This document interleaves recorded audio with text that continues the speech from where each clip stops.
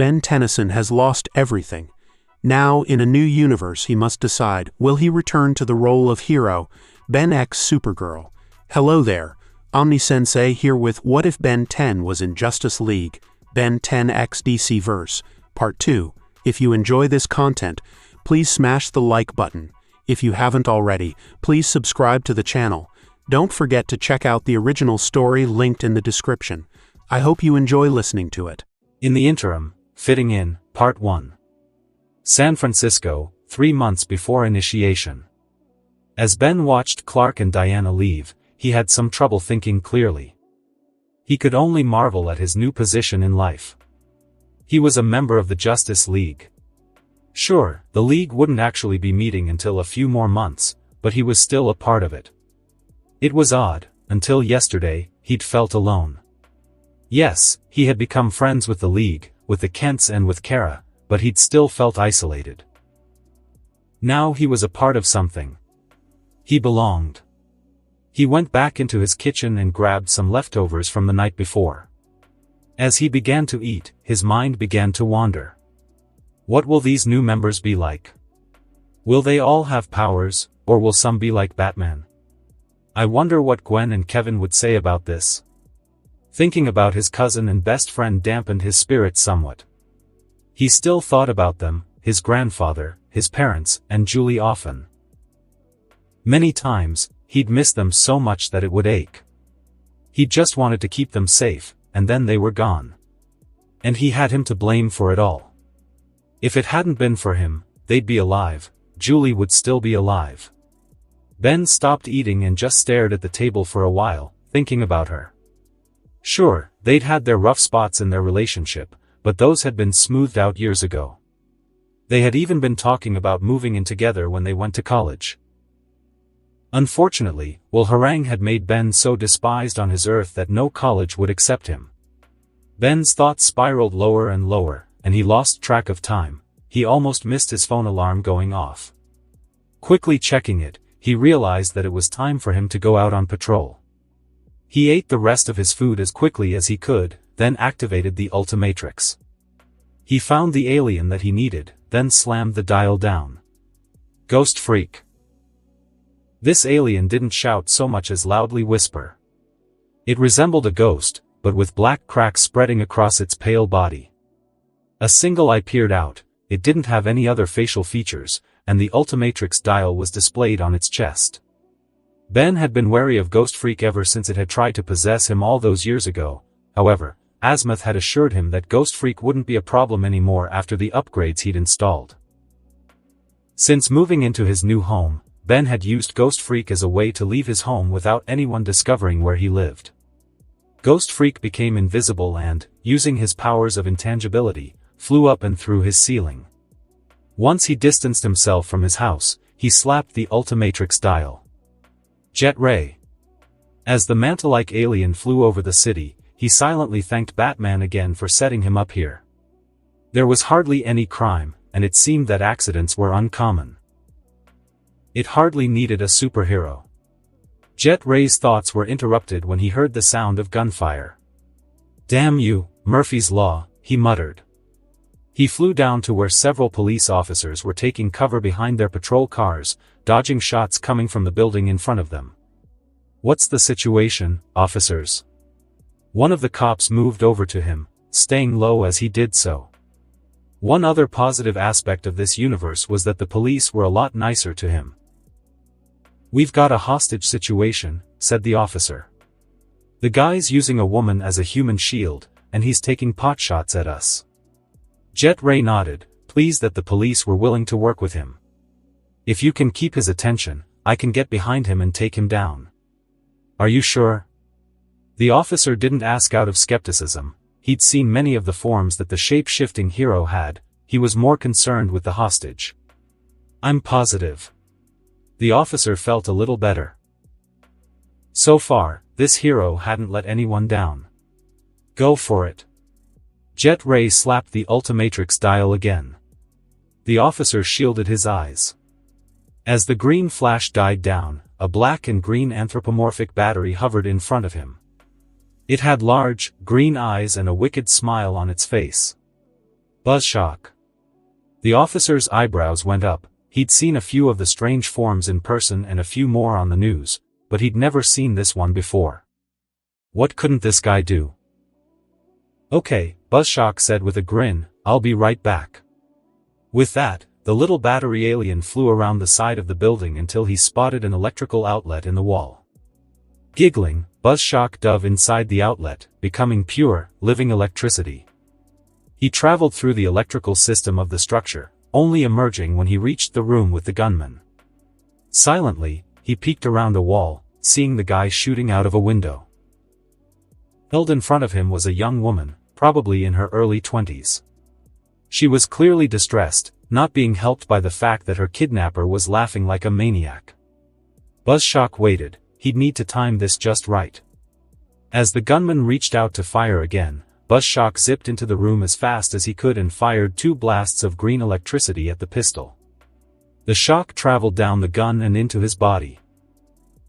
Buzzshock was glad that the guy was wearing a leather glove on the hand gripping his hostage. It insulated her from getting shocked as well. The would-be murderer jumped back, releasing his hold on his hostage as he did so. The woman fell to the floor and crawled away. I don't know what you are, the maniac snarled as he drew a large knife, but I'm gonna kill you. Buzzshock rolled his eyes.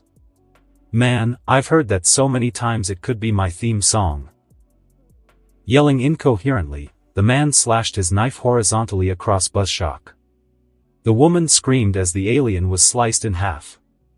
Buzzshock didn't even look surprised. He didn't need to, as the upper half of him grew legs, and the lower half of him grew arms and a head. The 2 Buzzshocks looked at each other and laughed maliciously. They flew to either side of the man and let loose a powerful blast of electricity. The man screamed in pain and collapsed to the floor, twitched a few times, then lay still. One Buzzshock checked the man's pulse, while the other flew over to the freed hostage. Are you okay, miss? The young woman nodded. Why yes, I'm all right, he didn't hurt me. Buzzshock nodded, or tried to, since he didn't have a neck. That's good. Hey, if it's okay with you, I'll stay here until the police get up here. That's fine. Thanks for saving me. Buzzshock smiled. No problem. It's what I do. The woman smiled back, a little freaked out that her life had been saved by a flying battery, but grateful nonetheless. The police arrived a few minutes later to take the man into custody and take the woman to be looked over by paramedics. The 2 Buzzshocks merged into one, receiving thanks from both police and bystanders as he left. The rest of Ben's patrol around the city was quiet, no accidents, no crimes to stop, nothing. After finishing his post-patrol ritual smoothie, he headed back home. He considered going back out again when he realized he had nothing to do, when his phone rang. Hello? Master Ben, came a familiar voice, I trust that you are well? Alfred? Why was Bruce Wayne's butler calling him? I'm fine, what's up? Master Bruce will be away from Gotham City for a few days. He would like for you to come here and cover for him at his work. Ben knew what kind of work Alfred was talking about, considering he had no idea how to run a multinational corporation. He did, however, find it odd that Batman wanted him to cover his crime-fighting duties. I'll be right over. Excellent.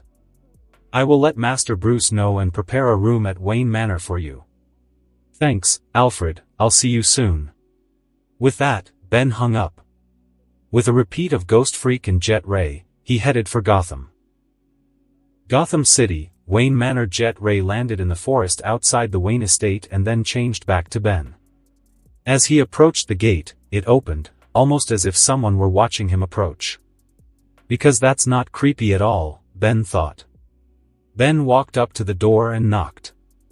A moment later, a young boy, probably in his early teens, opened it. Are you Ben? The kid's eyes were full of suspicion. Yeah. Ben didn't know what to think of this kid. He seemed way too tense for his age. Show me the Ultimatrix. Ben was shocked that he knew about the watch. Then again, he was in Bruce Wayne's house, maybe he was Robin. He'd seen him a couple of times on the news, and he was the right height.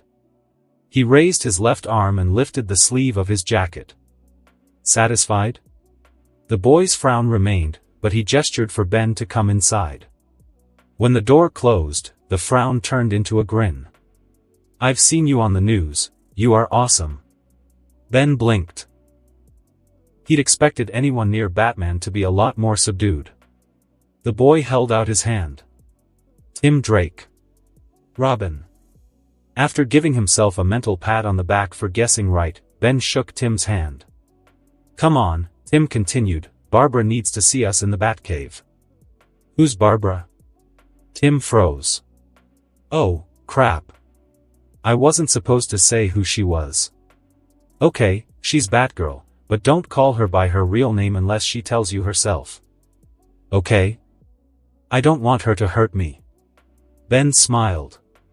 "No problem." The two headed to the Batcave, waving to Alfred on the way. The aging butler merely smiled back. Once in the Batcave, Ben saw someone sitting at the computer. It was a young woman in a costume similar to Batman's. Ben noticed that her mask didn't connect to her cape. Instead, it only covered her face and the top of her head, allowing her long red hair to flow over her cape. Batgirl turned around. "Hey, Tim," she looked at Ben.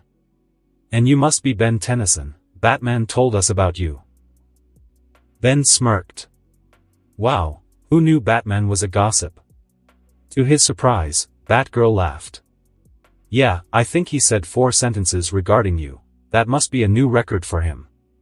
Ben rolled his eyes. "So, why was I called here?" He enjoyed casual conversation, but he wasn't on vacation. Batman needed him for something, and he wanted to know what. Both Batgirl and Tim looked a little upset. "Bruce is away for a meeting overseas," said Batgirl. "He wants you to help patrol Gotham while he is away."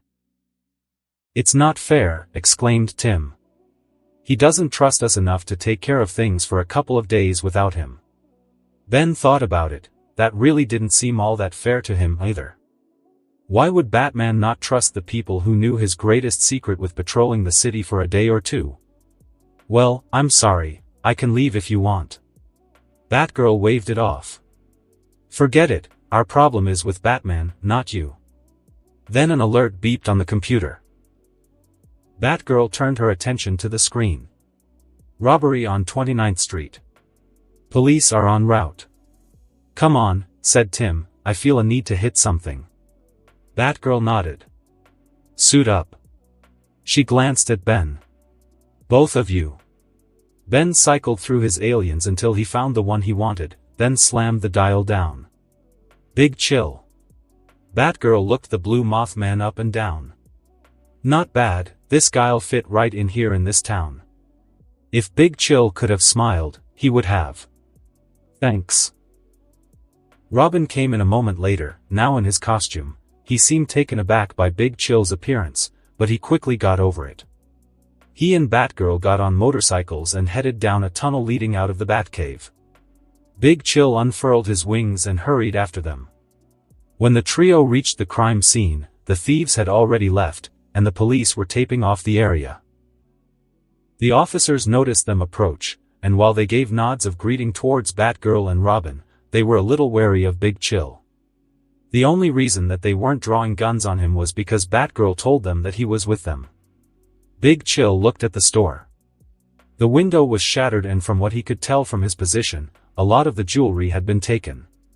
"Ah, great," whined Robin, "Bullock is here." Big Chill noticed a particularly large detective walking towards them.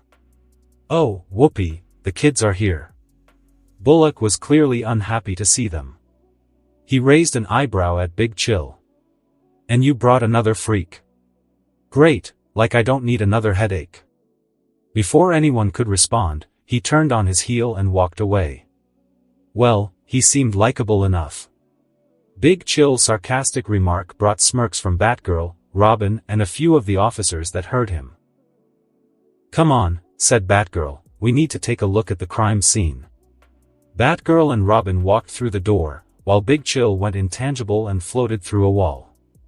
"Show off," Robin muttered, while Big Chill shrugged.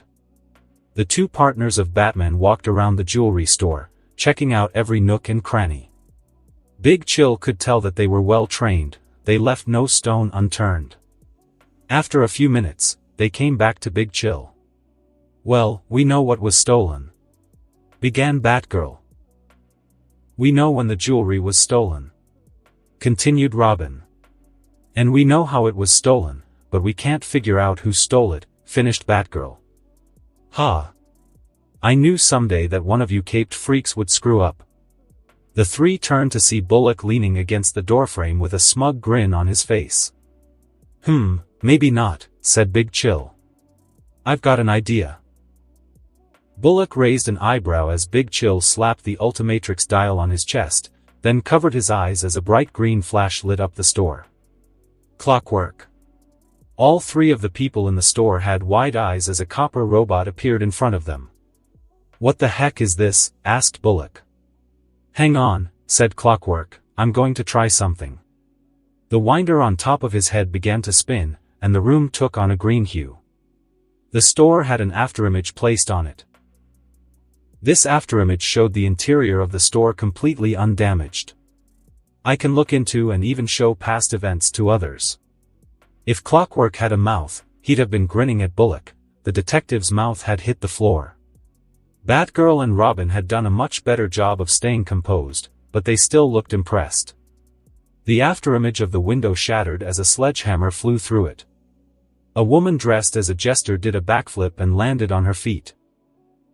After picking up her hammer, she proceeded to load a sack with the jewelry in the store. "Harley." Batgirl stared at the afterimage with narrowed eyes. "Who?" asked Clockwork. "Harley Quinn," explained Robin, "psycho, criminal, the Joker's bi." "Robin," warned Batgirl. "What?" asked Robin. "She is." While this was going on, the afterimage of Harley was walking to the door. "Oh no you don't," warned Bullock, "you aren't getting away." He charged the image, but instead of tackling her like he expected, he passed right through her and hit his face against the floor. Dude," said Clockwork. "This is just a replay of what happened, like a movie. You can't actually change what happened." Behind him, he could hear Batgirl and Robin snickering. Bullock stood up and dusted himself off. "I knew that." The afterimage faded, and Clockwork fell to his knees, panting slightly. Batgirl placed a hand on his shoulder. "You okay?" "I'm fine," said Clockwork, "but using time-related powers always drains me a bit." Batgirl smiled at him. "Don't worry, now we know who to look for." "Bullock, would you put out an APB for Harley?" Yeah, sure." The detective sulked off. "Oh, but I'll miss him," said Clockwork.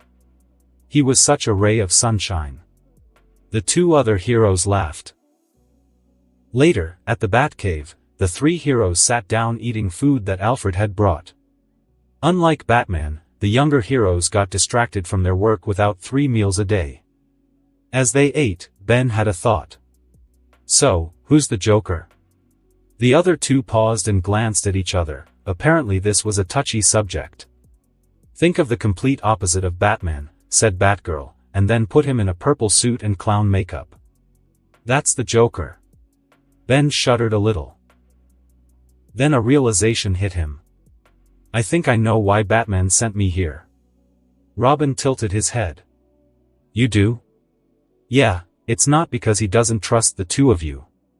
He's been working to help me get a place, and he had to come up with a new identity for me, and that included writing death certificates for my family.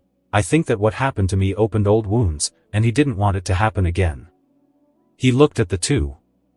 "It's not about not trusting you. It's about not losing you." Ben knew what he was talking about when he said, "old wounds."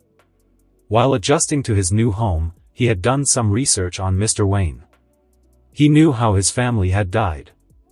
It had been tragic. His entire world had been shattered by a punk with a gun.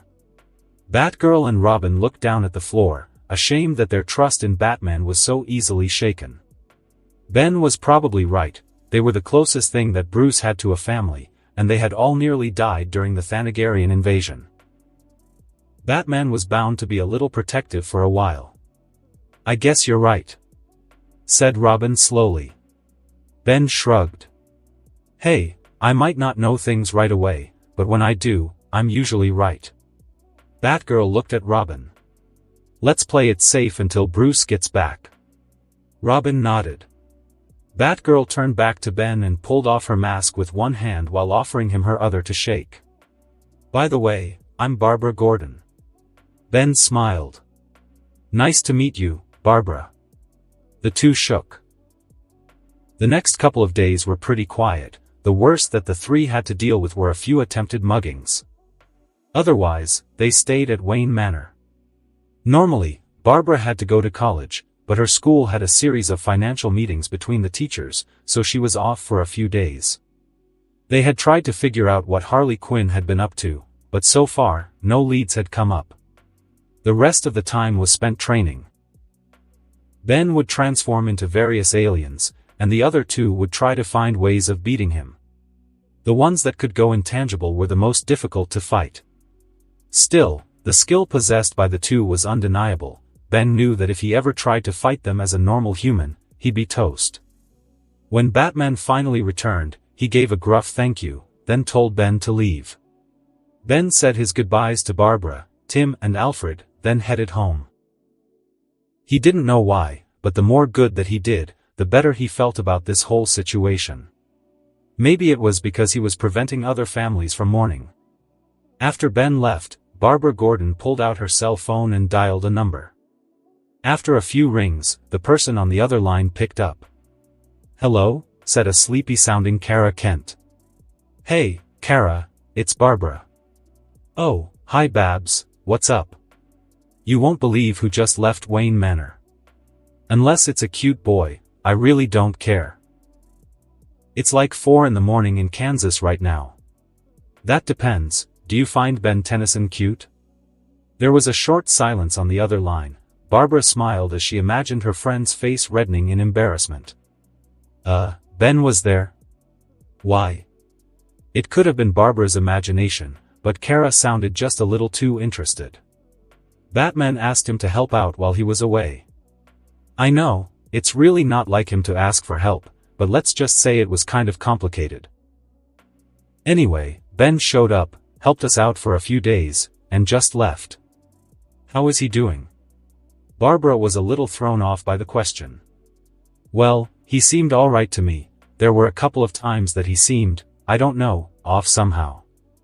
And he slept less than Batman would." How do you know how much he slept?" Now it was Barbara's turn to blush. "It's not what you think." "What am I thinking?" "Look, we're getting off topic." Barbara took a breath. For the most part, he seemed fine. "He got along with Tim, and I think he's funny." "Did he tell any stories about his adventures?" "Plenty. He's done a lot, hasn't he?" Okay, now Barbara could hear it in Kara's voice. She just had a little trouble believing it. "Oh my God," she said, "you like him." "What?" "I do not." "You totally do. You think he's cute, which he is, in my opinion. You care about his emotional state, and you went into suspicious jealous mode when I made that sleep comment. You think he's cute?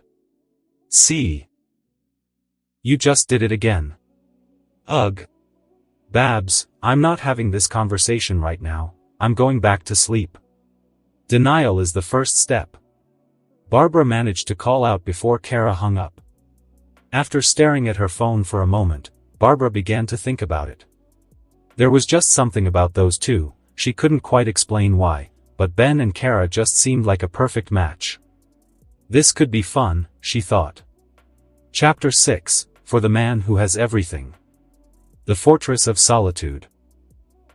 Wonder Woman's invisible plane emerged from the clouds, heading for a massive chunk of ice that seemed out of place in the otherwise featureless frozen plain. The plane made a dive into the water at the edge of the ice and headed into a tunnel carved into the wall. A little sharp on the turn, don't you think? Asked Batman. Sorry if I scared you. Wonder Woman's apology was filled with sarcasm. Ben only laughed, which he quickly silenced as Batman gave him one of his infamous backglares. Ben had learned that whenever Batman did that, you stopped whatever earned it. As the plane surfaced in an icy cavern, the cockpit opened and the three hopped out. Wonder Woman stopped to pull out a box that was covered in wrapping. Ben had a small disc, similarly wrapped. As they walked up a flight of stairs, Batman asked, "So, what did you get him?" Ben shrugged. "Something I made with gray matter. I thought he could use something to have fun with." Wonder Woman shook her head. "I'm not saying anything, he'll hear you and spoil the surprise." "You do realize," said Batman in a stage whisper, "he can hear that too." Wonder Woman shook her head. "What did you get him?" "He isn't the easiest person to buy birthday presents for." Batman pulled out an envelope. "Bruce," began Wonder Woman. "Dude, did you get him a gift certificate?" "No." Batman snapped at Ben. "Cash." Both Ben and Wonder Woman struggled not to laugh. "I mean," continued Batman, "what do you get for the man who has everything?" As they reached the top of the stairs, they froze. Standing in front of them was Superman. However, he was in no shape to greet them. A strange purple plant had its vines wrapped around his body, and he had a blank look in his eyes. The three rushed towards him. Batman examined the plant closely. "It seems to be growing through his costume and into his body." "Is he breathing?" asked Wonder Woman worriedly. "Barely." The Dark Knight responded. "How could something like a plant pierce his skin?" asked Ben. "I've seen the guy shake off energy weapons and crash through solid metal and not take a scratch." "A question for another time," said Batman. "We need to help him and find out who did this."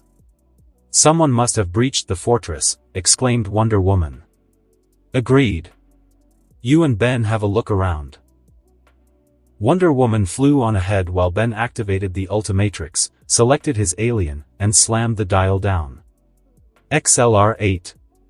The blue and black alien sped off in another direction. Batman took out a flashlight from his utility belt and shined it in Superman's eyes. "Pupils aren't contracting even slightly," he muttered to himself. "He must be cut off from all sensation." "Kent, where are you?" Batman looked down at the container at Superman's feet. It was two halves of an oval-shaped package. Batman swiftly figured out what happened. So it was a gift, he surmised as he picked up one of the halves, teleported here by some alien culture or some grateful world. Or someone who wanted you to think that they were grateful. "How remarkable," commented a voice. Batman turned to see a massive alien standing in the entrance to the hallway that Wonder Woman had flown through. He was huge and yellow-skinned and wore a purple jumpsuit. Wonder Woman was clutched in one hand. "You animals are really almost intelligent." That's exactly what happened. XLR-8 sped in. "Hey, Batman, I didn't see anyone else here and holy crud, who is that?" "Mongol," Batman growled. Behind his visor, XLR-8's eyes widened.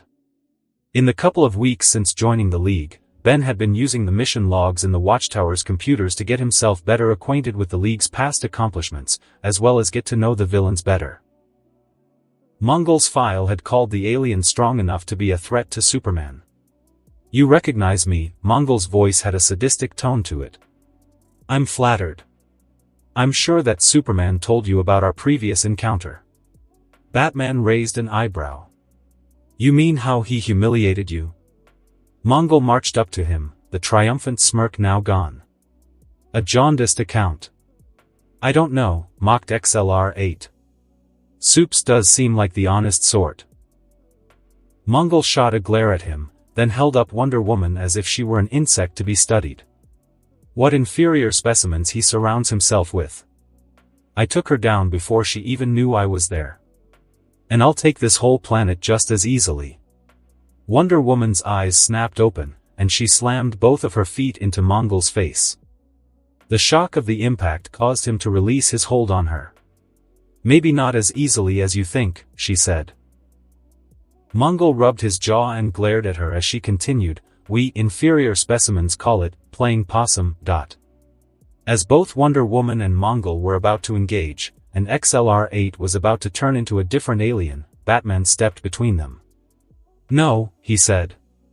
Wonder Woman stared at him in shock. "No." With his superior smile on his face, Mongol stepped up to her. "Clearly the males on this planet are the smart ones." XLR-8 snarled behind his visor. He was beginning to hate this guy more and more. He wants to know about the plant. He walked up to Superman. The Black Mercy is a telepathic species. It reads the heart's desire and feeds the individual a totally convincing simulation of it. It didn't seem possible, but Mongol's smile became even more evil. "So he's dreaming," Batman summarized. "That is all kinds of twisted," commented XLR-8. Mongol almost looked offended.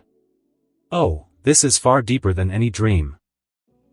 He tilted Superman's face up to look into his eyes. "I wonder where he thinks he is? Sitting on a throne, ruling the universe? All you human garbage fawning at his feet? More honest, don't you think, than this pretense of being a selfless hero?" Humongosaur, the enormous alien, charged forward at the same time as Wonder Woman. He punched Mongol in the face as Wonder Woman slammed into his abdomen. After striking him, Wonder Woman nearly collapsed. Mongol was so strong that she'd nearly broken her hands hitting him. While Humongosaur's endurance prevented that much of a setback, it still hurt his hands a little. Mongol wiped his mouth, then stood back up. "You don't understand," he said. "Superman was the only one who could have stood in my way. The rest of you? You're already dead." "No way," said Humongosaur. "I didn't save the universe just to get taken down by a guy whose head looks like a peanut. It's time to go ultimate." Humongosaur twisted the Ultimatrix dial, then slapped it. 4 spikes popped out. His skin turned green, while a blue, spiked shell covered his back and head. The end of his tail grew a spiked mace, and small silver plates covered his knuckles. Ultimate Humongosaur. Mongol's eyes widened as Ultimate Humongosaur delivered a punch that sent him flying into a wall. This time, Mongol felt pain. This form was magnitude stronger than the previous one. Determined to get back into the fight, Batman and Wonder Woman attacked. Unfortunately, Mongol was more prepared for these two. He backhanded Wonder Woman into a wall and threw Batman into Superman. In this case, hitting a wall would have been less painful for Batman. Before he could crush Batman, Ultimate Humongosaur wrapped an enormous hand around the alien and threw him into another wall. Mongol expected him to charge him, but instead, he just pointed his hands at Mongol. Then Ultimate Humongosaur's fingers morphed into a multi-barreled cannon. Both cannons unleashed a barrage of energy blasts that pummeled Mongol even further. Mongol decided he needed a different tactic. He'd kill the weaker heroes first, then focus all of his energy against the big one. However, Batman had a different idea. "Diana, can you keep him busy for a few minutes? I think that Ben's form might be strong enough to rip this thing off of Superman." Wonder Woman nodded, then tackled Mongol, knocking him through a wall, and followed after him. "Will she be okay?" asked Ultimate Humongosaur. "She knocked him into the Hall of Weapons. That should buy her a few minutes." Batman waved a hand at the Black Mercy. "If you want to help, get this thing off of Superman."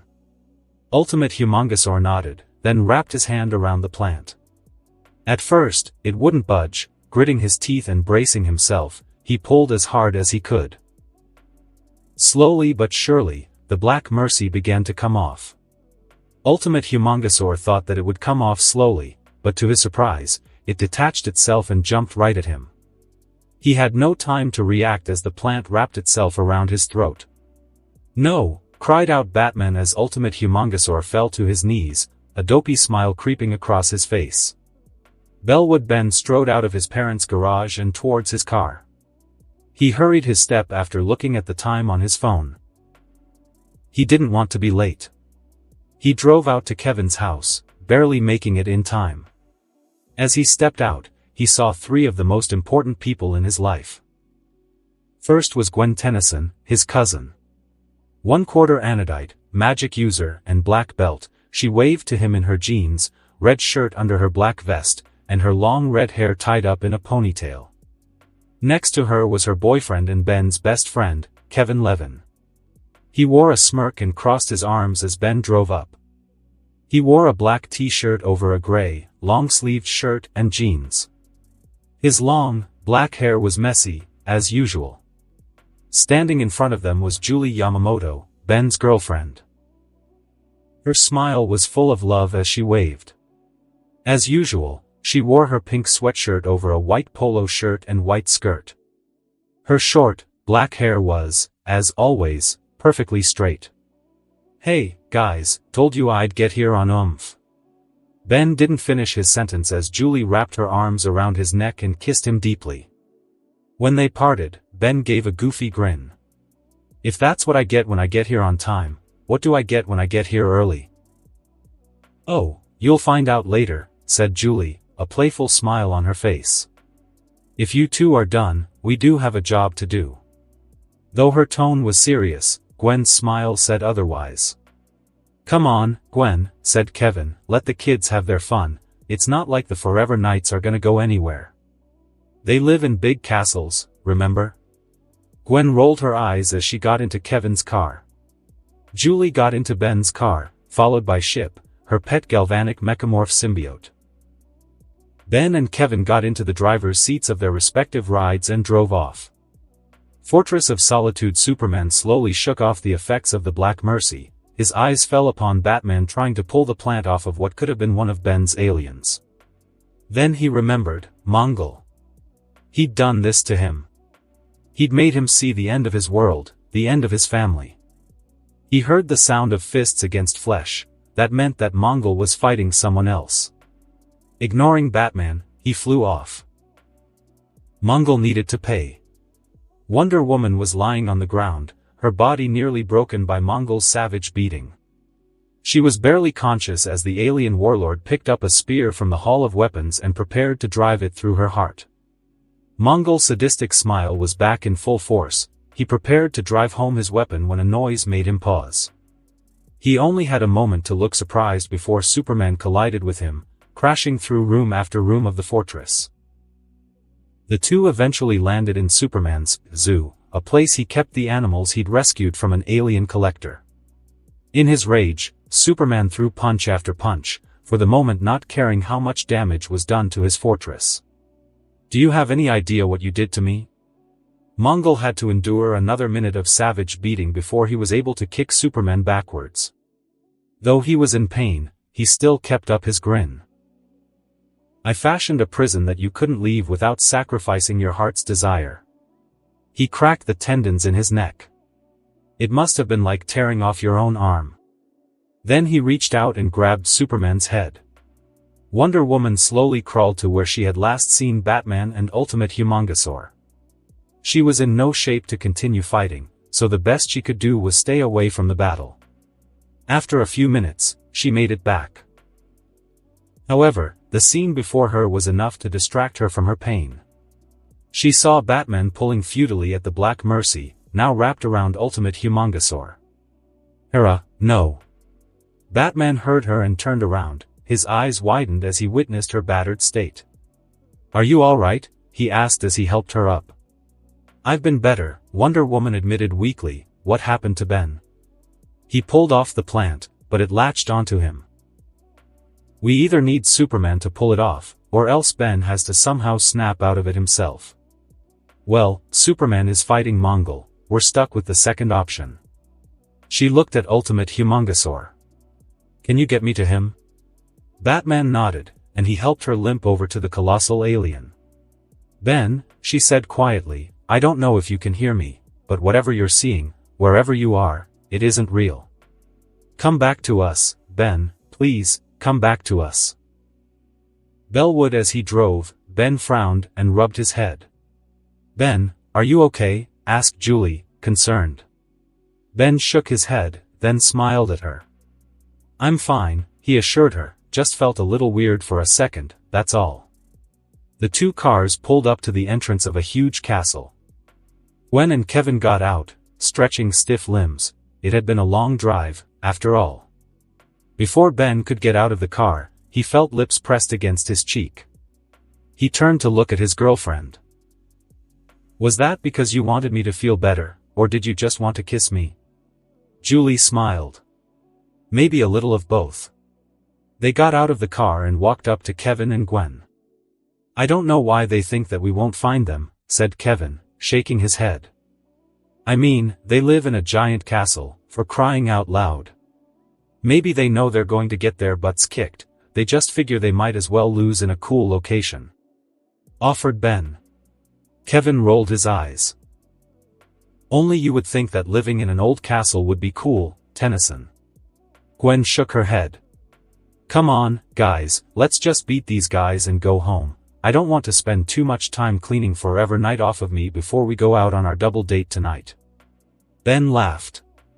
"No problem, Gwen." He activated the Ultimatrix. "It's hero time." The Forever Knights were completely surprised when their door was broken down by Humongosaur. A few tried to fight back, but they were easily beaten by either Humongosaur's fists, Gwen's mana attacks, Kevin's stone-covered hands, or the weapons in Julie's battle suit. The rest fled. Humongosaur turned back into Ben and wiped his hands. "I think that takes care of them for a while." "Yeah," agreed Kevin, "I don't know why they even bother anymore." "Maybe they're all a bunch of masochists," offered Gwen. "No, they wouldn't fight back otherwise." Julie tapped her chin in thought. "I know. They're all idiots." The others laughed. "Come on," said Ben, still smiling, "we've all got a date to get ready for." Ben's head jerked up, and then he looked around. The voice had somehow spoken in his mind, and while he didn't recognize it, it seemed familiar somehow. "Ben, are you okay?" Gwen looked at her cousin with concern. "I'm fine, I just thought that I heard." Ben stumbled as he heard the voice again. It was the voice of a woman. She sounded scared, even desperate. Who was it and why did she sound so familiar? He clutched his head, trying to figure it all out. The castle began to shake. Cracks grew in the floor and walls, and pieces of the ceiling began to rain down. The area that the four stood on began to open up. Ben fell backwards, but his eyes widened in horror as he saw Gwen, Kevin and Julie fall into the crevasse. "No!" He jumped forward, managing to catch Julie's hand before she fell. Gwen and Kevin were nowhere to be seen. "Ben," said Julie, as she looked up at him, "you have to wake up." Julie's mouth was moving, but the voice that came out was all wrong. It sounded like Diana. The realization opened a floodgate in Ben's mind. This fight had never happened. He was a member of the Justice League. He wasn't even in his own universe. Gwen was dead, Kevin was dead, Julie was dead. He remembered going into the Fortress of Solitude. He remembered the fight with Mongol and helping take the Black Mercy off of Superman. The plant had hit him, and he was living a fantasy. None of this was real. He pulled Julie as close as he could and kissed her deeply. "I will always love you." With tears in his eyes, he let go. When she disappeared, everything went black. Fortress of Solitude Ultimate Humongosaur's head snapped up, awareness dawning in his eyes. He looked at the Black Mercy, still trying to affect him, and ripped it off. He threw it to the ground, turned back into Humongosaur, and then back into Ben. He sat down on the ground, tears streaming down his eyes. Wonder Woman looked at Batman, who only closed his eyes and shook his head. Diana limped over to Ben, sat down and held him close. Ben continued to sob as she gently rocked him back and forth. "Shoo," she whispered, "it's okay, we're here for you, Ben. We're here for you." Batman could guess what had happened. Ben's fantasy had been to be with his loved ones again, and he had believed that it was real. To find out that it wasn't, that sort of realization could break a person. He saw movement in the corner of his eye. The Black Mercy was still alive and probably looking for someone else to attach to. And he knew just who to give it to. Superman was beyond enraged. He'd lost everything twice now, and he actually saw it the second time. His barrage of punches was only stopped when Mongol swept his feet out from under him. "Now, last son of Krypton," said Mongol, "prepare to join your people in oblivion." "Not today." The two aliens looked up to see Batman swing the object in his cape like a sling, sending the Black Mercy right at Mongol. The warlord had just enough time to gasp before it hit him. Superman and Batman stared at the still form of Mongol. He was lying on the ground, the Black Mercy clutching at his chest. A sick grin was on his face. "What do you think he's seeing?" asked Superman. "Whatever it is," said Batman with narrowed eyes, "it's too good for him." Then he turned to Superman. "Come on, we need to check on Diana and Ben." "Wait, what happened to Ben?" "When he got the plant off of you, it got attached to him by mistake." Batman looked down at Mongol again. Whatever fantasy that he was in, whatever it put him through, it nearly broke him when he snapped out of it. Superman nodded. He could understand that. The two heroes went up one level to find Ben still crying and still being held by Wonder Woman. She was in obvious pain, but she was still willing to help the younger hero. "Let's get him home," said Superman softly. Superman put Ben into the invisible plane, while Batman helped Wonder Woman limp inside. "Bruce, let me make a call, I'll see you later." Batman looked at him suspiciously but nodded and got into the plane. After it took off, he contacted the watchtower. "John, I need you to contact Kara for me. I need her for a sensitive mission." San Francisco Supergirl arrived at Ben's house about an hour after John called her. All it took was for the Martian to say that Ben needed help, and she was ready to go. She had already been on the ground when she got the call, though she had been in Russia, saving people who had been in an earthquake. Flash and Steel had assured her that things were well in hand, so she took off for California as fast as she could. She'd only stopped when John teleported in some civilian clothes for her. When she knocked on Ben's door, she was surprised to see Diana answer it. Kara had to admit it, Diana had seen better days. Her arms and head had bandages over them, and she suspected that her civilian clothes hid even more injuries. It was probably thanks to the accelerated healing factor that she possessed that Diana was even walking at all. Diana gestured for her to come inside. "What happened?" asked Kara worriedly. "Ben came with Batman and I to wish your cousin a happy birthday, however, Mongol was there." Kara gasped. She knew about Mongol. She had been with Ben when he was looking at the old case files.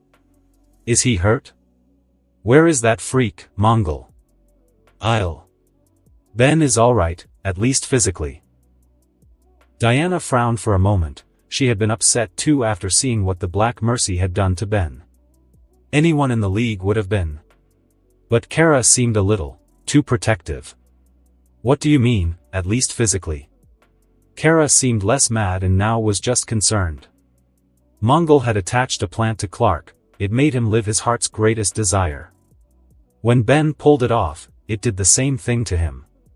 He was able to snap out of it himself, but, well, see for yourself. Diana nodded towards the stairs. "Thanks, Diana." Kara rushed upstairs. Diana limped over to the living room and sat on the couch. It had only been a couple of hours since the fight, and even with her rapid healing, she was still in a lot of pain. She had wanted Bruce to stay as well, but Batman's bedside manner needed serious work. For now, only the founding members of the League and Kara knew about what happened, and for Ben's sake, they intended to keep it that way. Kara hurried upstairs. It wasn't hard to find which room Ben was in. Super hearing allowed her to hear his heartbeat. She opened the door to find him sitting upright on his bed. He definitely looked better. His skin was pale and his eyes were bloodshot from crying so hard. He stared blankly at his feet. He didn't even acknowledge her as she came in. "Ben?" No answer. Kara walked over to him and gently shook his shoulder. That got him to at least look at her, but he didn't really see her. It was as if something was missing in his eyes, it took Kara a moment before she remembered where she'd seen it before. It had been the first day that she and Ben had met, when Ben had spoken about his family's death. It looked like Ben had been through it all over again. Kara sat at the foot of the bed. "Ben, look, I don't know what happened to you, but no matter what, I'll be here if you need me." Ben looked up at her for a moment. For a second, Kara thought that there was going to be a repeat performance of what happened the first night at the Kent farm. However, instead of breaking down in tears, Ben simply shifted until he was sitting next to her. After a second of hesitation on his part, Ben wrapped his arms around her tightly. Kara was a little surprised but returned the hug with equal force.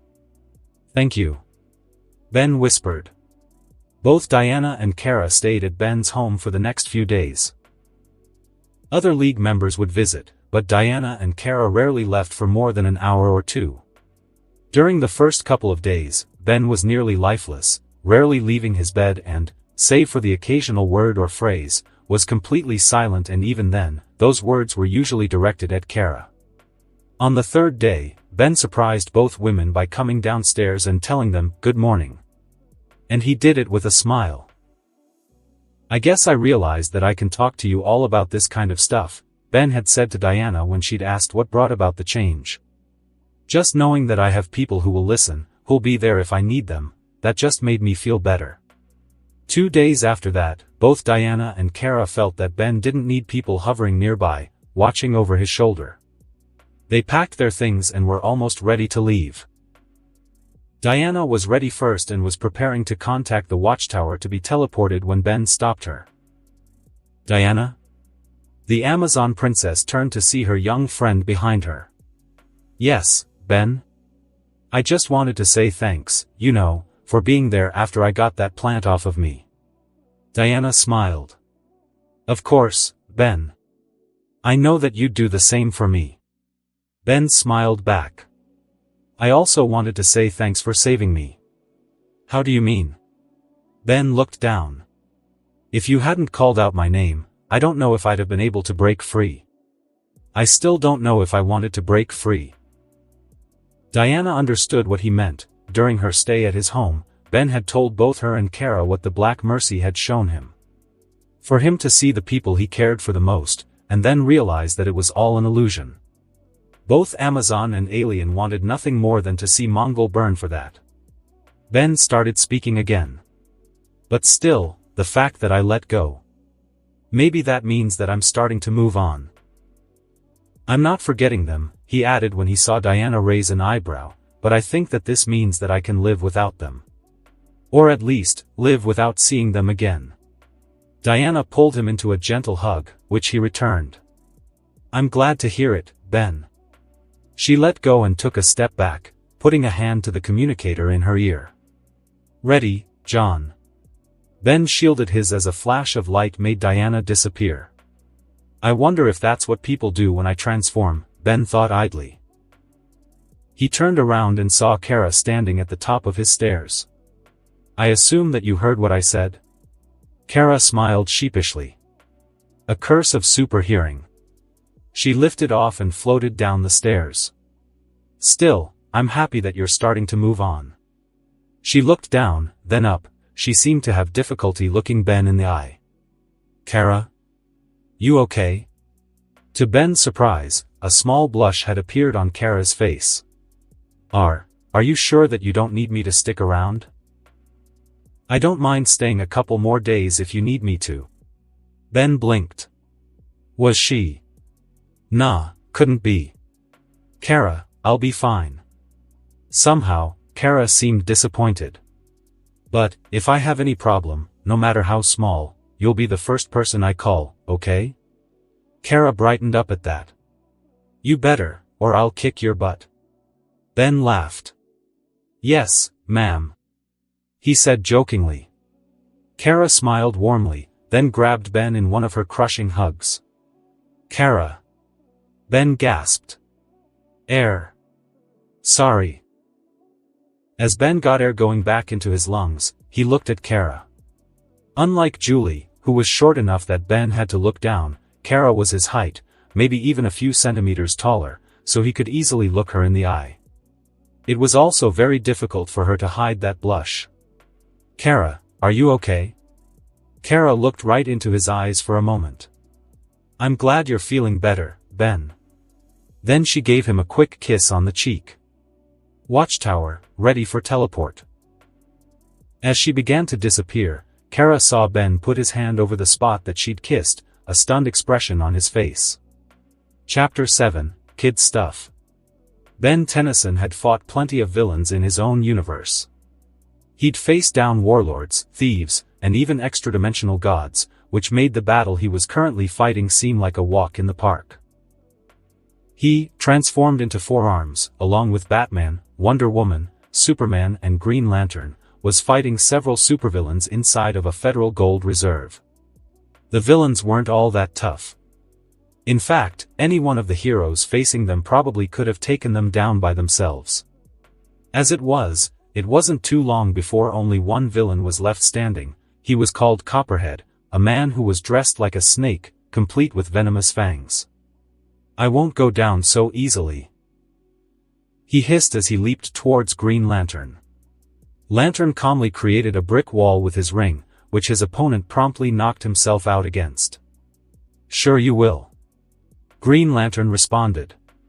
As the other fallen villains were brought together, he bound them together with some willpower-generated rope.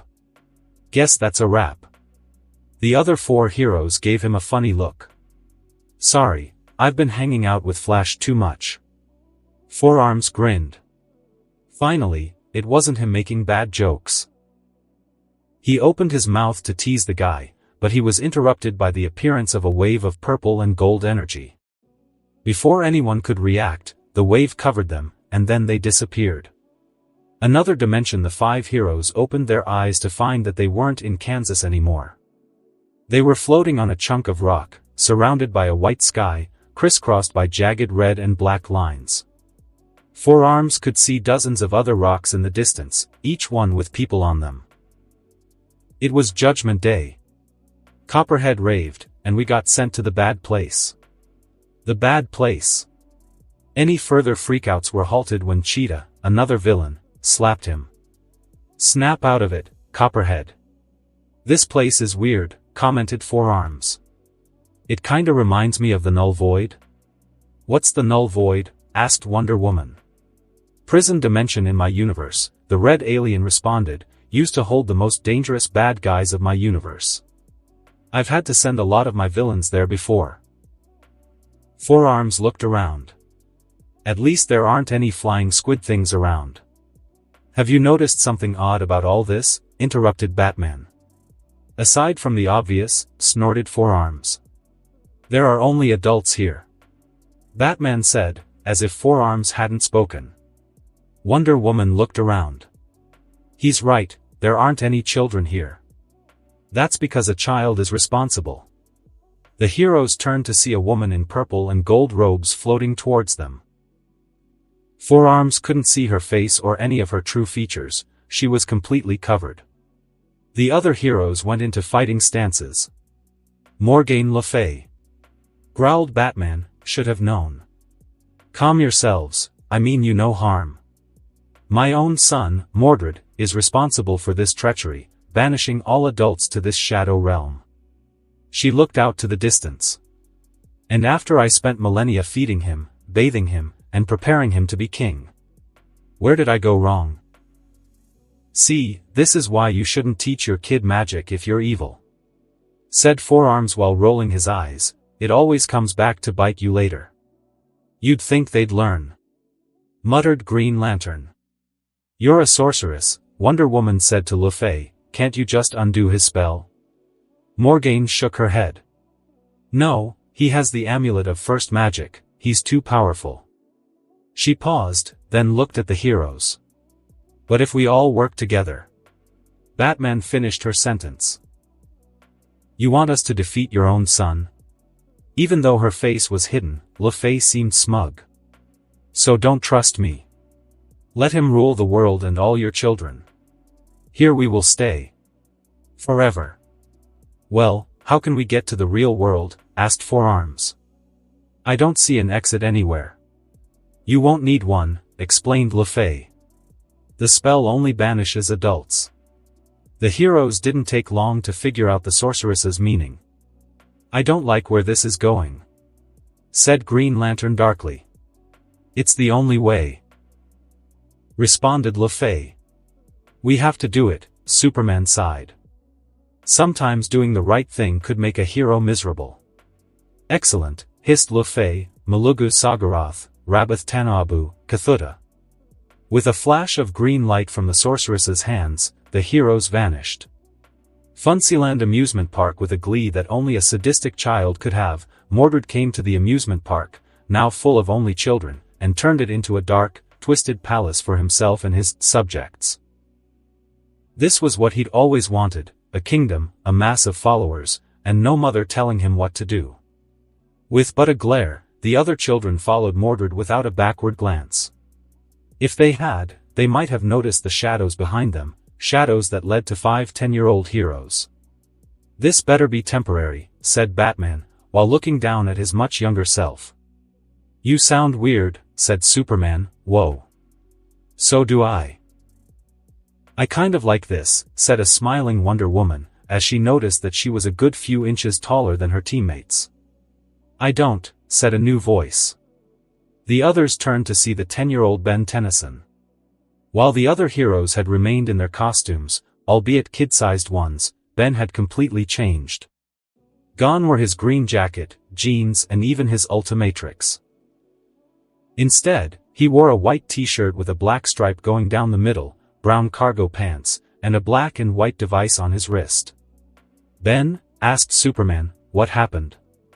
Stupid magic must have made us how we were when we were 10 years old, not just de-aged us, explained Ben, which means that I don't have the Ultimatrix, I have the original Omnitrix. No ultimate forms, shorter time spent as an alien, and a long recharge time. Great, I'm not gonna be much help here, guys. While Wonder Woman placed a comforting hand on Ben's shoulder, Batman turned to Green Lantern, who was squinting. What's the matter? Asked the Dark Knight. I wore glasses as a kid, explained Lantern. Guess I need them again. When he spoke, his ring created a set of square, thick-rimmed glasses. Wow. I didn't even try to make these. I hope not, said Batman, as Superman tried not to laugh. Even Ben cracked a smile. Green Lantern focused until his dorky glasses became a much cooler mask. Nice, complimented Superman. Would you stop messing around? Asked Wonder Woman as she slapped the Kryptonian upside the head. We gotta find Mordred. Bet the little punk's in there, said Batman, pointing to the castle. Yeah, you're probably right, agreed Ben. The kid grew up in medieval times, right? He'd like to stay in a castle. Activating the Omnitrix, he cycled through his aliens, noting that he had significantly fewer than before. Oh well, he thought, I'll make do with what I've got. He made his choice and slammed down the dial. Heat blast. The fiery alien looked down. Well, at least it gave me the alien that I wanted. That's a plus. Come on, said Batman as he ran towards the castle. Superman, Green Lantern, Wonder Woman and Heat Blast flew over and past him, all with grins on their faces. It's not a race, whined Batman. They crossed the drawbridge over the moat. Then, Superman drew back his fist and knocked the door open. There, they saw a young boy with blonde hair and purple clothes sitting on a throne, obviously Mordred, surrounded by children. The immortal child stared at them in shock, then burst out laughing. The Justice babies. Ha! Batman's eyes narrowed. What are you laughing at, precious? The laughter ceased. So, Mother sent you, huh? She shouldn't send a boy to do a man's job. Grasping the amulet around his neck, he sent a wave of purple energy at the action figures held in a boy's arms. The toys grew in size until they were 20 feet tall. The heroes stood in shock for a moment, then leaped into action. Superman attacked a red one with a spiked mace but was slammed into the ground. A beige enemy with a hammer prepared to finish him off but was distracted when Green Lantern blasted him with a beam of energy. Faced with this new enemy, the robotic-looking foe gave chase. Batman attempted to attack Mordred directly but was intercepted by a thin, purple Cyclops with large claws. He jumped over his monstrous opponent and launched a grappler at Mordred, who ducked. Instead of him, the grappler hit his throne. Ha! Batman only smirked as he pulled the line towards him, knocking the throne on top of Mordred. The smirk vanished, however, when the throne exploded, revealing a very angry Mordred. He sent a blast of purple energy at Batman, who dodged, letting the magic strike the monster behind him instead. The creature vanished, with only a few purple sparks remaining. Heat Blast flew over the head of his opponent, a green, armored brute with a large axe. Keeping sure to stay out of its range, Heat Blast kept up a constant stream of fire. Eventually, the entire beast was glowing red. Drops of melted metal fell to the ground. Heat Blast stood in front of it, with an arrogant smile on his face. The creature raised its half-melted axe, when the alien hero merely pointed his forefinger at it, with his thumb straight up. Bang! A single ball of fire struck the creature in the chest. It was just enough to cause the thing to collapse into a melted puddle. With a laugh, Heat Blast flew off to help the others. Green Lantern had a little problem. Not with his opponent. He was doing an admirable job of staying out of the range of its hammer. No, he couldn't figure out what to use to destroy it. "I'll make a laser cannon," he cried out. "No, a missile launcher." "Oh, I know. Just pick something," yelled out Batman. Focusing, Lantern created a giant green boxing glove and smashed the thing into pieces. Meanwhile, Superman had dispatched his enemy with a blast of heat vision, but Wonder Woman was having a bit of a problem. Her opponent, a fiendish thing with a large spear, had pinned her to a pillar, where she was left unable to counterattack. Fortunately, Batman jumped onto its head, stabbing with a batarang. Sadly, the attack did nothing more than annoy the creature. It reached up and grabbed Batman by the cape, who still tried to attack it. Seeing her friend in trouble, Wonder Woman flew forward and smashed her fist into the thing as hard as she could. Cracks spread across its body, and then it shattered. Batman fell to the ground but was caught by the Amazon princess. "You okay, tough guy?" "Let go, I'm fine." Batman struggled out of her arms, then sulked off. Wonder Woman watched him go with a small pout. Finished with their battles, the heroes gathered together again in front of Mordred. "That's not fair," he cried out. "Get him!" Batman yelled while the others charged ahead. Mordred raised a hand, and all of the heroes, save for Heat Blast, were encased in ice. The fire alien was instead covered in stone. "Playtime is over," gloated the sorcerer as he grasped the amulet. "You'll share the fate of all my enemies, execution." The floor opened up, and the heroes fell into a dungeon below. When they struck the ground, the ice and stone that held them disappeared. Superman tried to fly back up, but Mordred created a web of magical energy that not only blocked the Man of Steel but also sent him crashing back to the floor. Heat Blast raised his hands, ready to charbroil the little creep, when the Omnitrix symbol on his chest began to flash red. "Oh, come on," he groaned, "we're back to this shtick again." In a flash of red light, he transformed back into Ben. With typical bad timing, one of the gates in the dungeon opened, revealing a pair of glowing, red eyes. From the shadows stepped a very small, yellow monster with fangs and fan-shaped ears. He wore a red suit with a purple cape. He might have been intimidating if he was taller than the heroes or even close to their size, however, he only came up to Ben's knees. "What did he do to the demon?" asked Green Lantern. "Etrigan?" asked Batman. In response, the mini-demon blew a stream of hellfire in their direction. Wonder Woman pulled Batman away, while Ben took cover behind a shield created by Green Lantern. Before the Legaline demon could overwhelm the shield, Superman flew forward and grabbed the little monster. "No!" yelled Batman. "Don't hurt him." Obviously, Mordred had enslaved their demonic friend. Etrigan opened his mouth and chomped down on Superman's arm. Since Etrigan was a magical being, the fangs pierced his normally indestructible skin. Ow! Tell him that, shaking his arm, Superman launched the demon across the dungeon. Etrigan, in turn, blew a ball of fire into Superman's face. Green Lantern tried to put the demon in a cage, but he simply crawled out of it. He slammed into Green Lantern, knocking him out. Then Ben slid forward, feet first, catching Etrigan in the back and sending him flying. Before the demon could retaliate, Batman flung his cape over Etrigan's face. Etrigan, cut it out. The demon did no such thing, grabbing the cape and throwing Batman over his head and onto his back. As he stood over the fallen hero, Wonder Woman approached. Etrigan, you stop right there. I mean it. The demon turned to her, confusion on his face. You naughty monster. Bad, bad Etrigan. Tears welled up in Etrigan's eyes, and he began to cry. Wonder Woman picked him up and rocked him in her arms.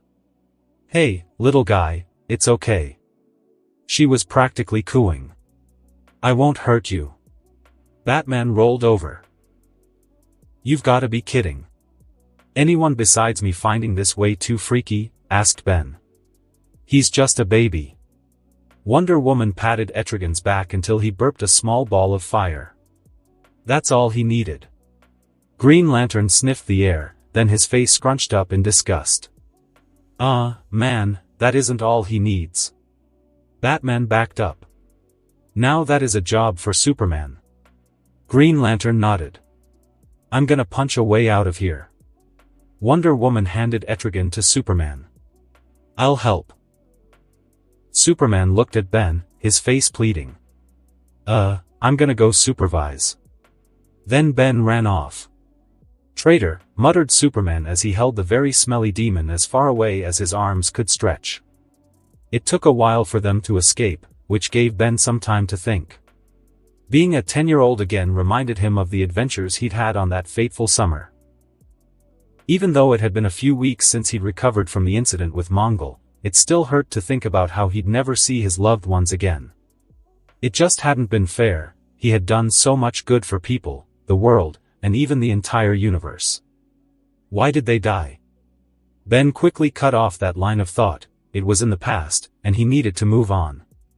After a few hours of digging, the heroes made their way to the courtyard just outside the castle. It was chaos. Children were running around making a mess, fighting with each other, and just doing the things that children do when adults aren't around. Superman, Batman, Wonder Woman and Green Lantern flew to the center of it all, while Ben hid in a nearby alley, along with baby Etrigan. He couldn't stay as an alien for very long, and he didn't want his secret identity revealed, even if he was unrecognizable. Regardless, now that the Omnitrix had recharged, he was ready to go hero if the others needed him. Wonder Woman's eye twitched before yelling out, "That's enough." The other children froze. Then a small girl said, "You can't tell us what to do. You're not our mom." Wonder Woman glared at her. "No, but I promise you, we will find all your moms." She turned her glare to all of the children. "And I'm gonna tell." Good thing she mellows out when she gets older, Ben thought. Etrigan gurgled in his arms, as if agreeing with him. "Go outside and wait for your parents." For a moment, the children didn't react to Wonder Woman's words. Now, Ben approached the other heroes as the children left. He saw Wonder Woman walk up to Batman, place a hand on her hip and wink. The eyes of Batman, Green Lantern, and Ben all widened. Superman's didn't, because he apparently didn't notice. "Your girlfriend sure is bossy," commented Lantern. "Shut up," Batman retorted, then walked off. "Do those two have a history?" asked Ben. "Oh, totally, Bats just won't admit it. It's kinda sad." The heroes snuck back into the castle without incident. Apparently, Mordred thought they were dead and thus didn't feel the need for guards. The group saw that he was asleep. To make things better, he had a set of headphones covering his ears. "We can take him," whispered Wonder Woman. "I'll make a giant lawnmower and chew him up," said Green Lantern. The other heroes stared at him for a moment. I say we get that amulet away from him, then we can take him down," said Batman. "Ben, can you turn into Ghost Freak and take it away? Once we do that, we should be able to stop him." Batman looked at Green Lantern. "But no mowers." "Why?" asked Lantern. "Because it's stupid," responded Superman. Meanwhile, Ben was cycling through his aliens until he found Ghost Freak. He slammed the dial down, but the alien he turned into was definitely not Ghost Freak. It seemed to be made of green vines. Instead of legs and feet, it had a mass of tentacle-like vines, seed pods on its back, and a single black eye. Wildvine, the voice of the alien, was soft and raspy. Wildvine looked down. "Oh, come on, stupid watch. See, this is why I traded up for the Ultimatrix." "Is this going to be a problem?" asked Batman. "No, it's cool, I can work with Wildvine." "Alright, while Wildvine is doing his thing, the rest of us split up, 2 on one side, 2 on the other." "I'll go with Clark," said Wonder Woman. Then a sly look came over her face. "Unless you want me to go with you, Bruce?" "Whatever," was Batman's response. "I'm cool to go with Diana," said Superman. "I changed my mind," said Wonder Woman. "I'll go with Bruce, and John can go with Clark." She grabbed his arm and dragged him off. "What's with them?" asked Superman. "Seriously, dude?" asked Wildvine, rolling his eye. "You remember when I called you dense about the Lois thing?" Superman nodded. "Okay, I'm extending that to other people's relationships, too." He then slid towards Mordred. Superman turned towards Green Lantern, who only rolled his own eyes and snickered, then flew off. "What am I missing?" asked Superman to no one in particular. As the senior leaguers got into position, Wildvine slithered towards the target. Once he was close enough, he stretched out a vine and gingerly wrapped it around the amulet. Unfortunately, the other leaguers were unable to warn him as a little girl approached him. "What are you doing?" Startled, Wildvine dropped the amulet on Mordred's chest, waking him up. "Get the amulet," cried Batman. Before he could fully awaken, Wildvine stretched another vine out and wrapped it around Mordred's face. Then he flipped the young sorcerer on his back, while the other leaguers jumped on him. "We can take him," yelled Batman. "He's just a little kid." That was the wrong thing to say, as Mordred's eyes began to glow, and his body began to grow. In a few seconds, he was bigger than Humongosaur. "Man, I hate magic," complained Green Lantern as he and the others were thrown off. "Now who's little?" boasted Mordred. He brought a giant foot down at Wildvine, who had been trying to get the girl to safety. Seeing the danger, he grabbed one of the seed pods from his back and hurled it at Mordred, where it exploded like a grenade. Knocked off balance, he collapsed. The shockwave from the impact hurled Wildvine, Batman, and the girl into the air. Batman was caught by Green Lantern, riding a willpower-generated surfboard. The girl was caught by Superman, and Wonder Woman caught Wildvine. As they flew off, Mordred fired a blast of magic from his eyes. This blast hit 2 stone dragons that came to life from his magic. The dragons spread their wings, took off and gave chase. "You're kind of heavy," commented Wonder Woman as she carried Wildvine. "You have super strength," said Wildvine. "What counts as heavy to you?" Before Wonder Woman could respond, the Omnitrix symbol began to blink red, and then Wildvine turned back into Ben. "Oh, come on," he yelled. That wasn't even 5 minutes. Was this watch trying to get him killed? "Well, at least you're not heavy," said Wonder Woman, trying to lighten the mood. Again, super strength. "I shouldn't be heavy unless I'm way big or something." Before the conversation could continue, one of the stone dragons flew behind Wonder Woman and grabbed her by the shoulders. In her surprise, she accidentally dropped Ben. Since the Omnitrix was still recharging, Ben was helpless as he fell towards the ground. Wonder Woman knew she didn't have long. Ben was going to die if she didn't do something. She threw her magic lasso around the dragon's jaws, then used her own super strength to hurl the dragon towards the ground. With the dragon's fall adding momentum to her already impressively fast flight, she was able to catch up to and overtake Ben's fall. She caught him by the arm while they watched the dragon shatter on the ground below. "I keep falling from high places like this, it's really gonna mess with my health one day." Ben said it as casually as he could, but Wonder Woman could feel him trembling. He had been terrified. She tightened her grip around his hand as a sign of support, which he thanked her for in the form of a smile. The two made it back to the castle, where Superman and the little girl were waiting. They turned to see Green Lantern and Batman closely followed by the giant Mordred. They all made their way into the castle before closing the doors and barricading them shut. "Come out of my castle," came Mordred's booming voice. "Your king commands it." The sound of giant fists banging could be heard. The heroes huddled together, trying to figure out what to do. "I got a plan," said an enthusiastic Green Lantern. "I'll make some giant handcuffs and—" "Forget it," interrupted Batman, "we've gotta focus on." Seeing Lantern's crestfallen face, he reconsidered. "Never mind what I just said, we'll take care of everything else." "Lantern, you go crazy." At Batman's instruction, Superman punched a hole in the wall, where the others flew out. While Lantern got ready, everyone else hid behind some rocks, where Ben had stashed Etrigan. After a quick discussion, Ben had to ask, "Will this work?" "Hopefully," said Batman, "as long as the Omnitrix doesn't mess up again." Ben looked down, a little nervous. His confidence had been shaken more than he'd admit after the last couple of screw-ups. Wonder Woman saw it and put a hand on his shoulder.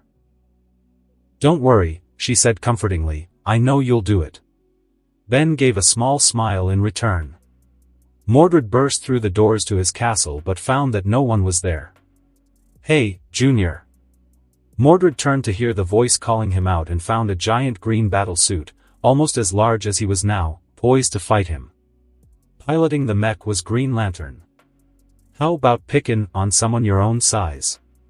A sadistic smile came to Mordred's face as he cracked his knuckles. "You're so dead."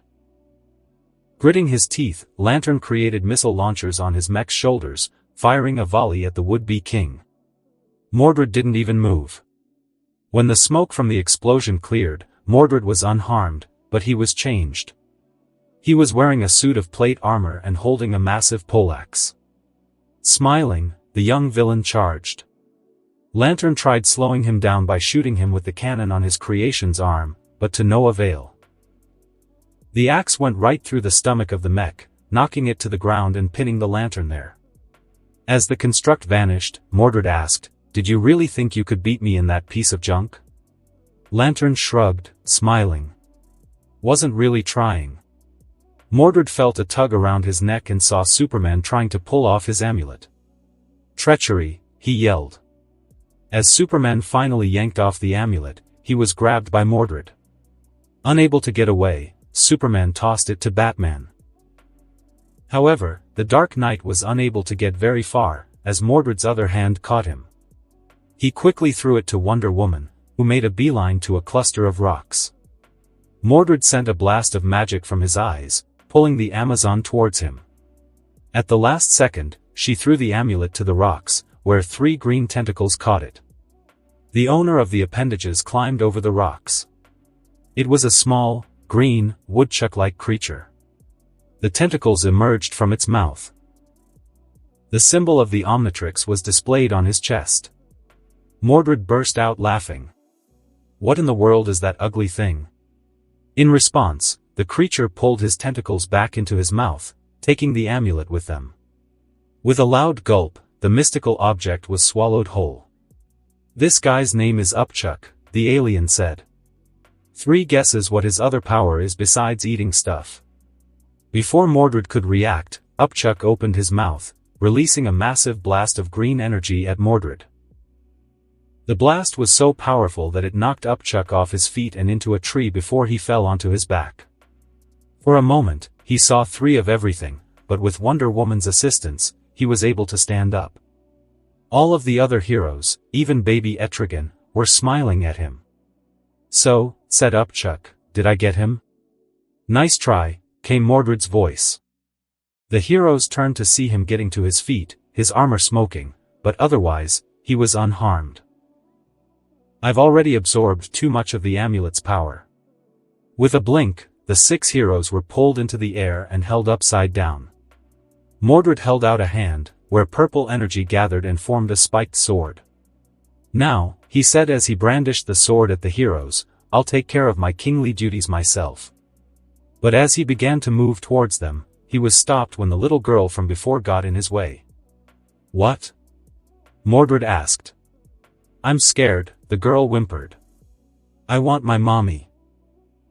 "You don't need a mommy," said Mordred, "you're better off without one, trust me." The girl just started to cry. "Stop it," demanded Mordred, "stop it." "Some king," said Superman sarcastically. "I'm not impressed," said Wonder Woman. "What did you expect?" asked Batman. "He's a boy doing a man's job." "You don't know what it's like," said Mordred, approaching the floating heroes, "being stuck as a kid. Since you got all that power, you could have been a man any time you wanted." Batman smirked, "I'll bet you're too chicken to grow up." "Yep," agreed Green Lantern, "big chicken, that's what you are." "Face it, you little wuss," said Upchuck, "you like being a little mama's boy." "I'll show you," Mordred yelled, "I'll show you all." In a flash of purple light, the boy disappeared. In his place stood a tall, muscular man in his 20s. "I'm older than you now," he said in a superior tone. "You sure are," agreed Batman, the smirk not leaving his face. Mordred realized his mistake as his body began to become transparent. In a few seconds, he disappeared entirely. With him gone, the magic suspending the heroes in the air wore off. They landed on their feet and approached the spot that Mordred had occupied. Shadow Realm Mordred looked around at the prison he'd created for adults, the prison he'd been tricked into sending himself to. "They cheated," he pouted. "After I fix this, they're toast." He tried to summon his magic, but nothing happened. "What's wrong with me? Where's my power?" "You've used it all," came a voice from behind him. He turned to see his mother, Morgane Le Fay. "Don't you realize what you've done?" "What?" Mordred demanded, panic crawling across his face. "What?" Earth across the world, Mordred's spell wore off, and adults were returned to the children that missed them. Any warping of reality that Mordred had caused was reversed, and the world began to return to normal. At the amusement park, the 6 heroes of the Justice League were approached by Le Fay. She stared at them for a moment, no doubt contemplating killing them right there. A bargain is a bargain. With a wave of green energy, the Leaguers were returned to their right ages. Upchuck was transformed back into an 18-year-old Ben Tennyson, complete with his trademark jacket and his Ultimatrix. Wonder Woman, who had been holding the baby Etrigan, looked down to see a fully adult version of the demon. "Mommy," he said. Wonder Woman quickly dropped him on the ground. Before anyone could see his identity, Ben quickly transformed into Diamond Head as Le Fay turned to leave via a magic portal. "Wait," said Batman, "what happened to Mordred?" "My spell granted him eternal youth," explained Le Fay, "but now that he's broken it, all he has is eternal life." Without a backward glance, she strode through the portal, which then disappeared. Diamond Head glanced at Etrigan. "So, we're never talking about the whole diaper thing or the mommy thing, right? If looks could kill, then the glare that Etrigan gave would have murdered Diamond Head several times over." Batman looked out at the rejoicing families that were still being reunited. His eyes narrowed. "Circumstances aside," said Wonder Woman as she approached him, "it was actually enjoyable to be a kid again." Batman didn't even look at her. "I haven't been a kid since I was 8 years old." He walked off without another word. Understanding his meaning, the other Leaguers solemnly followed. Chapter 8, Fearful Symmetry. Gilbert Hallstrom ran for his life through the streets of Metropolis, though he ran in vain. Nothing would stop his pursuer, nothing could stop his pursuer. He tried to open a door, but it was locked. Before he could force it open, 2 red beams struck the knob, melting it into a red puddle. Hellstrom turned to see his hunter land in front of him. "What's with the running, Doc?" asked Supergirl, in a sadistic tone. "We both know how this is gonna turn out." "I didn't tell anyone," said a panicking Hellstrom. "I swear." "Good, then you're the only loose end." Thanks to her super hearing, Supergirl heard the sound of several guns cocking a few blocks away. She turned to face them, but one of her ambushers fired a shot.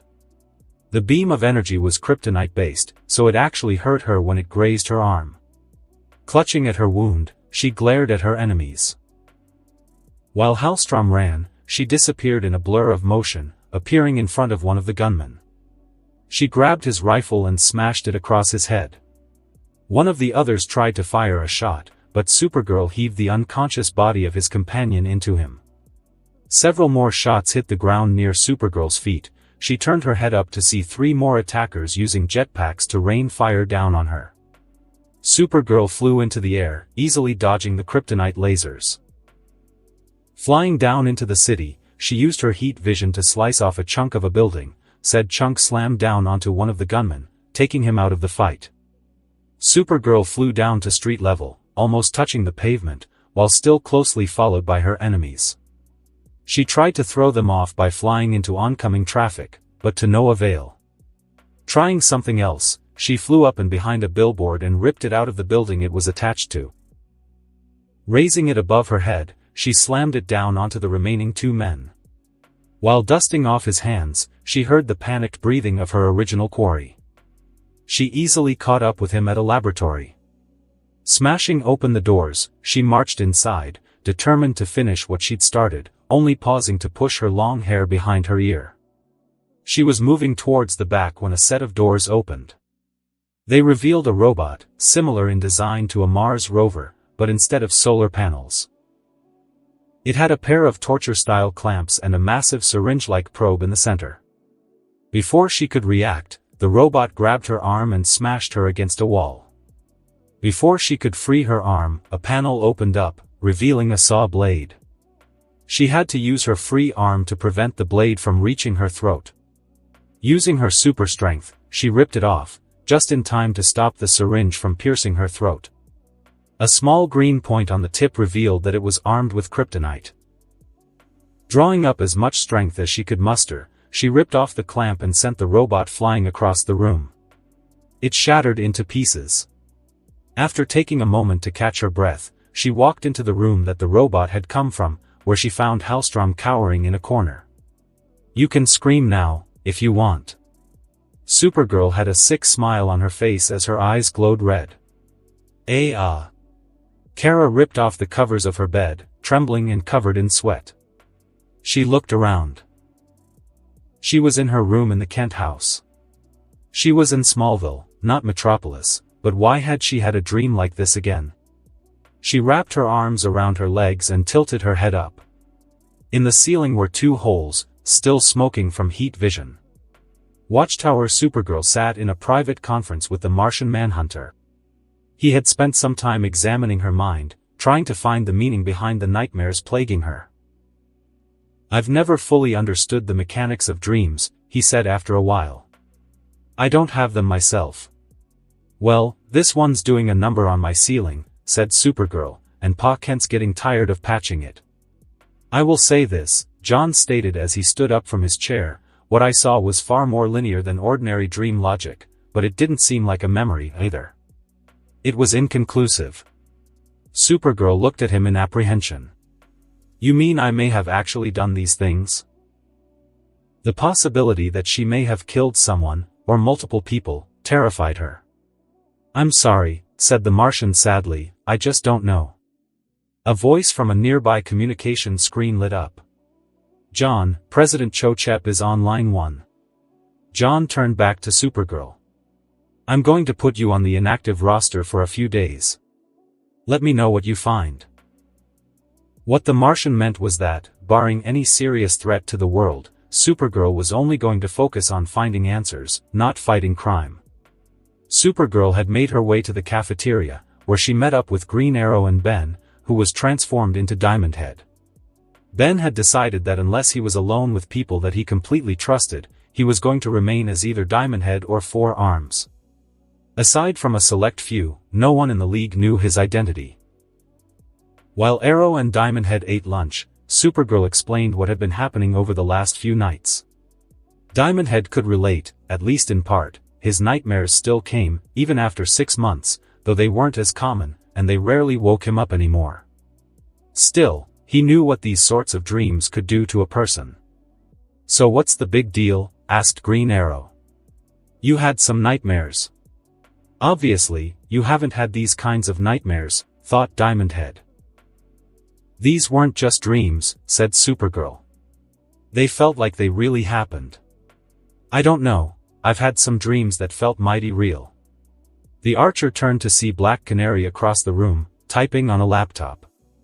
"There was this one the other night." "Dude, TMI. Diamond Head really didn't need to hear that. The point is that I couldn't live with myself if I really did what I saw." Supergirl looked at her friends. "Now, are you two gonna help me or not?" "Of course, Kara, you know I've got your back." Diamond Head gave her a thumbs up. Supergirl gave him a smile of thanks. "So will I," said Green Arrow, "but vague memories like one of those alien abductions? Maybe you've just been hanging out in Kansas for too long." "I wouldn't be so sure," said a new voice, "especially since those two are the aliens." The others turned to see a man wearing a blue overcoat, pants, tie, fedora and an orange shirt sit down at their table. He was the Question, easily recognizable because he had no face. No eyes, no nose and no mouth. How does he talk? Wondered Diamond Head.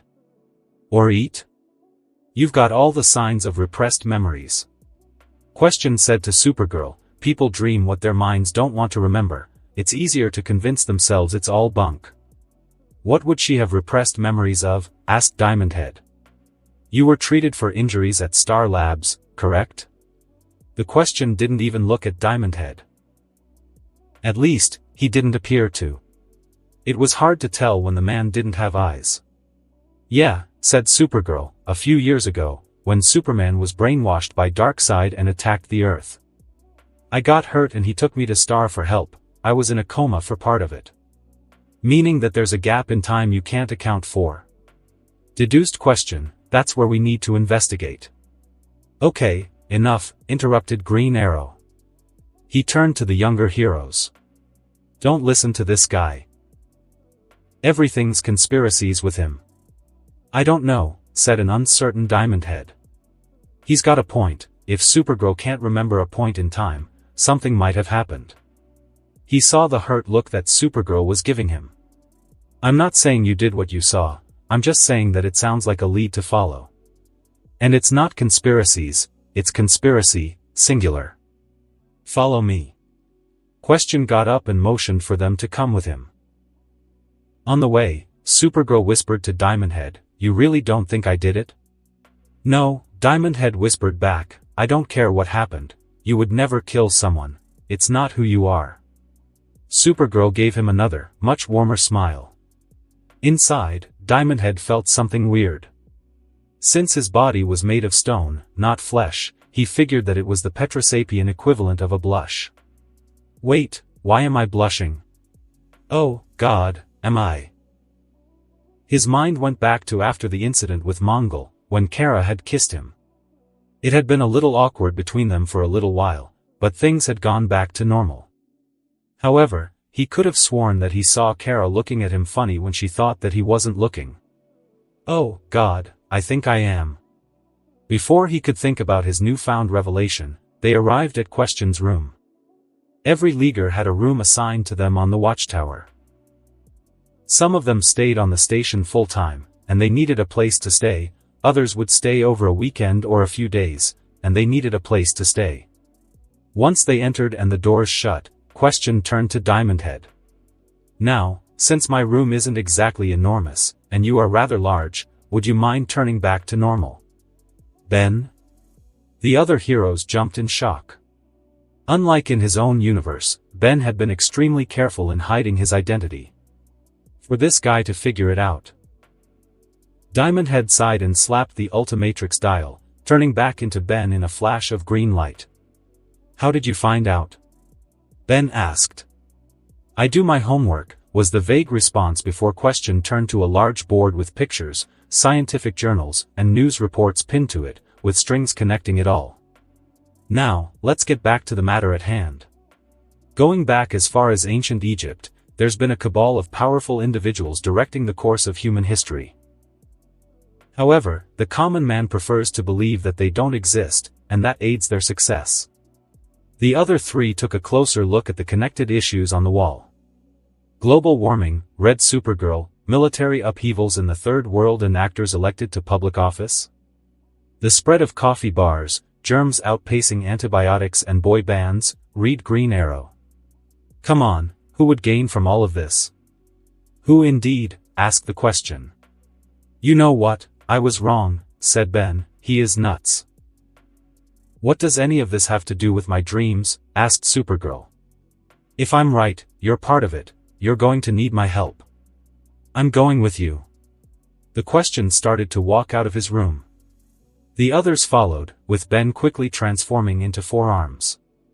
Hold your horses, said Green Arrow as he caught up, no one asked for more help. This whole trip might just prove that the kid shouldn't eat nachos before bed. Peanut butter sandwiches. Corrected the question. The others froze. How did you, what, do you go through my trash? Demanded an indignant Supergirl. Please, responded a seemingly offended question, I go through everyone's trash. All right, then, said Four Arms after a moment, he's not only crazy, but he's creepy, too. Star Labs, Metropolis. When the four reached the labs, they were greeted by Professor Hamilton, a middle-aged man with blonde hair and a beard. He wore thick-rimmed glasses and a white lab coat. He had been a friend to the Kryptonian cousins for years and had helped them with his scientific expertise on several occasions. He seemed nice enough, only pausing for a moment when he greeted Four Arms. After explaining what had been happening, Hamilton brought them to a room in the medical wing of the facility.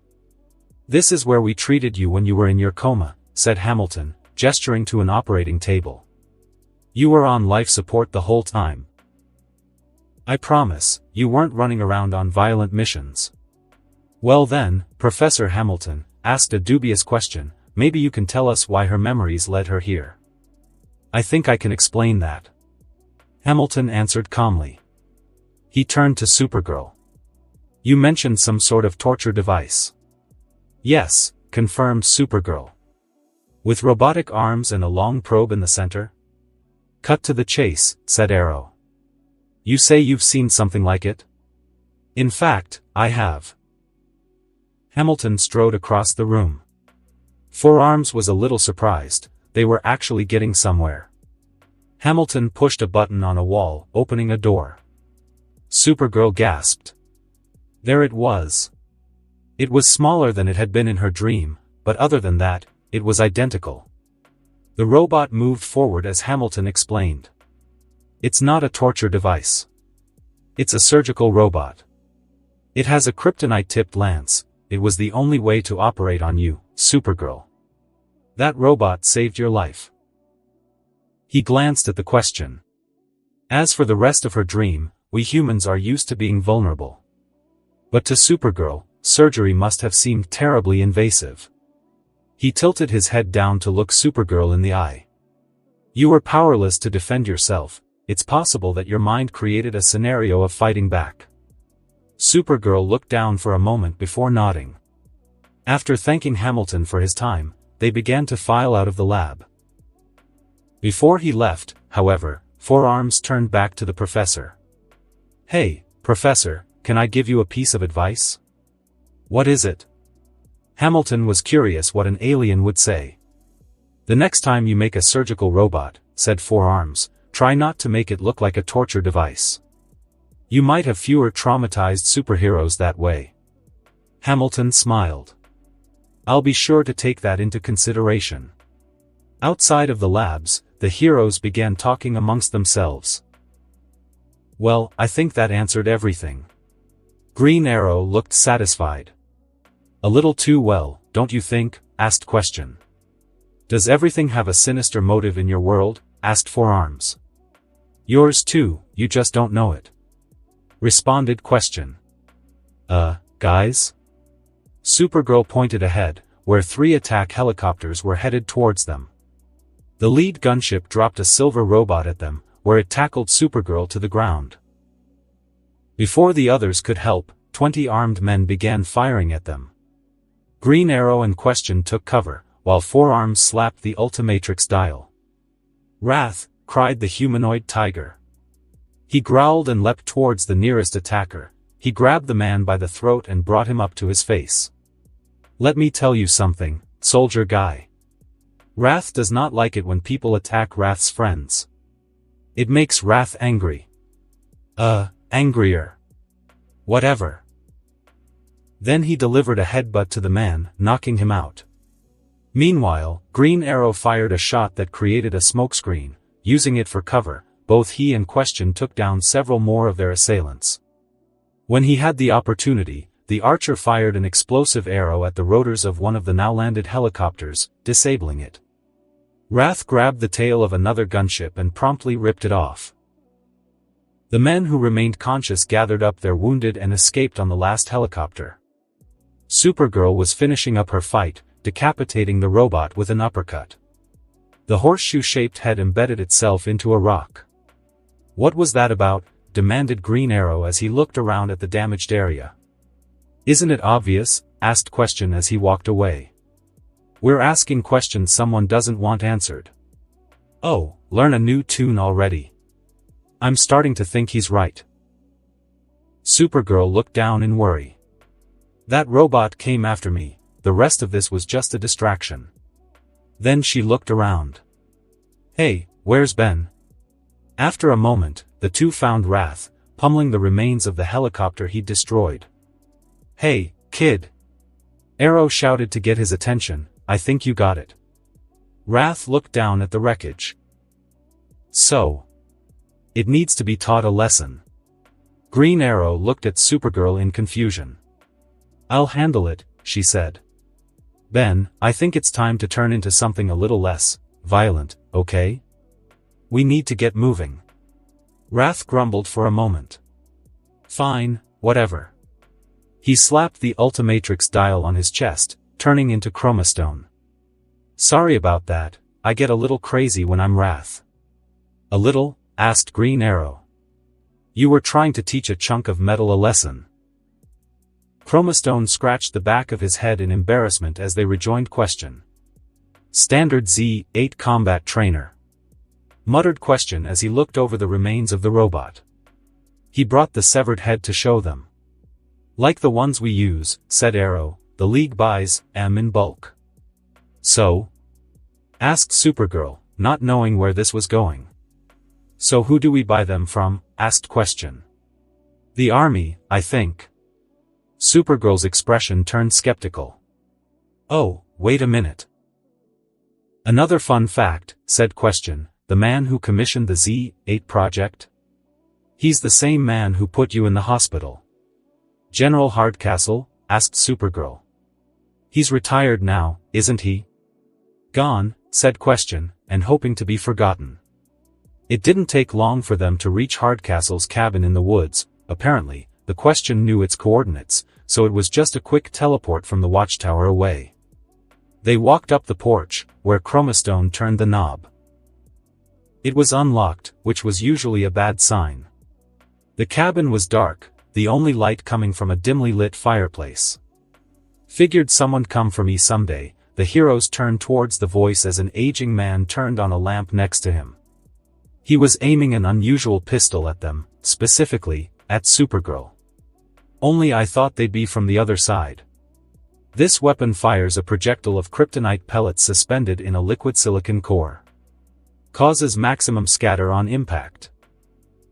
Only gets one shot, but trust me, alien, it'll do the job. Supergirl raised her hands in a placating gesture. We're not here to hurt you, we just have some questions. Hardcastle raised an eyebrow. Sorry if I don't take your word for it, as I recall, your kind can be fickle. Chromastone had heard enough, and he knew just how to stop Supergirl from getting shot. He stepped in front of her, blocking the line of fire. "Okay, now what, smart guy," he said smugly. "Waste your one shot on a guy that isn't hurt by either bullets or kryptonite, and all you've got are 4 annoyed superheroes." For a moment, Hardcastle glanced down, as if considering his options. That moment was all Question needed to knock the pistol out of his hands. "Come on, be a good host," said Green Arrow, "and tell us a story." After a few minutes, everyone got comfortable as Supergirl explained the situation, with Chromastone keeping the kryptonite gun close by, in case Hardcastle tried anything. "The army shut me out after Superman invaded." The retired general poked at the fireplace as he spoke.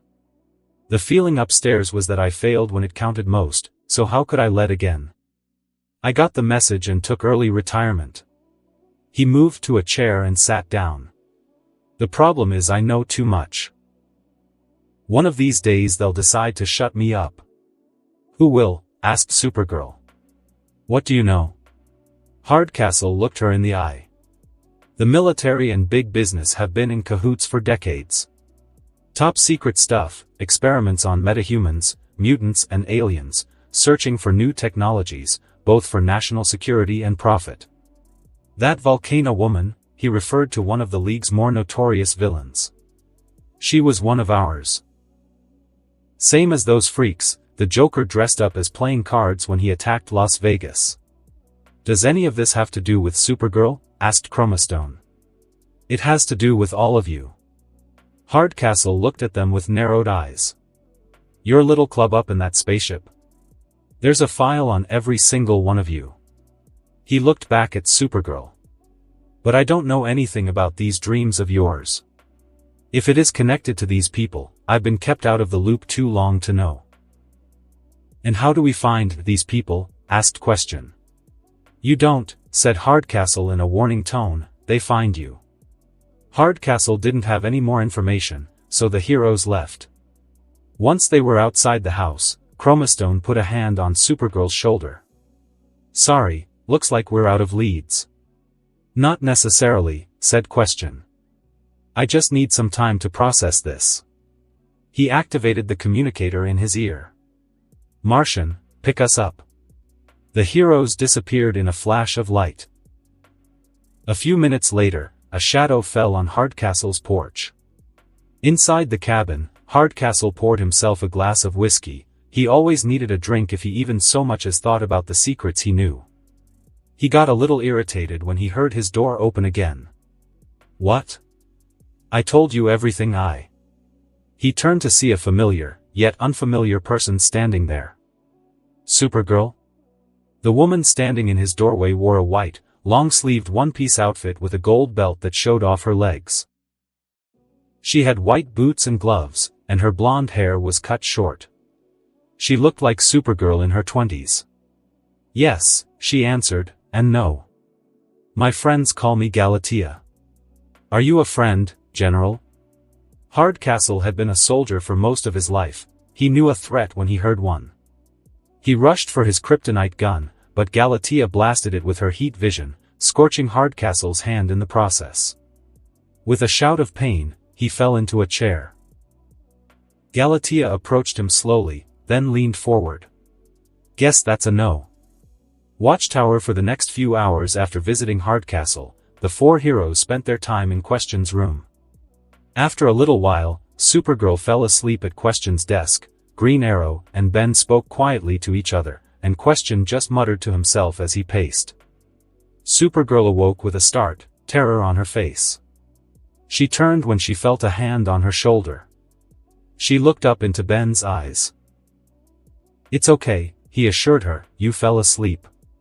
"Excuse me if I bore you," Question commented dryly. "Hey, lay off," growled Green Arrow. "Hardcastle's gone." The others looked at Supergirl, shocked, who shrugged. "I just know." Ben squeezed her shoulder, trying to be supportive. In response, Supergirl put her hand on his. Both smiled at each other. The moment was ruined, however, when the communicator on the desk turned on. "Question," came the voice of the Martian. Go ahead. Answered question. Look at your monitor, I'm patching through a live feed. All four of the heroes looked at the screen next to the communicator. It showed a news report from the Eagle Network, with a picture of a middle-aged, balding man. A scientist named Gilbert Hallstrom has been reported missing, continued John.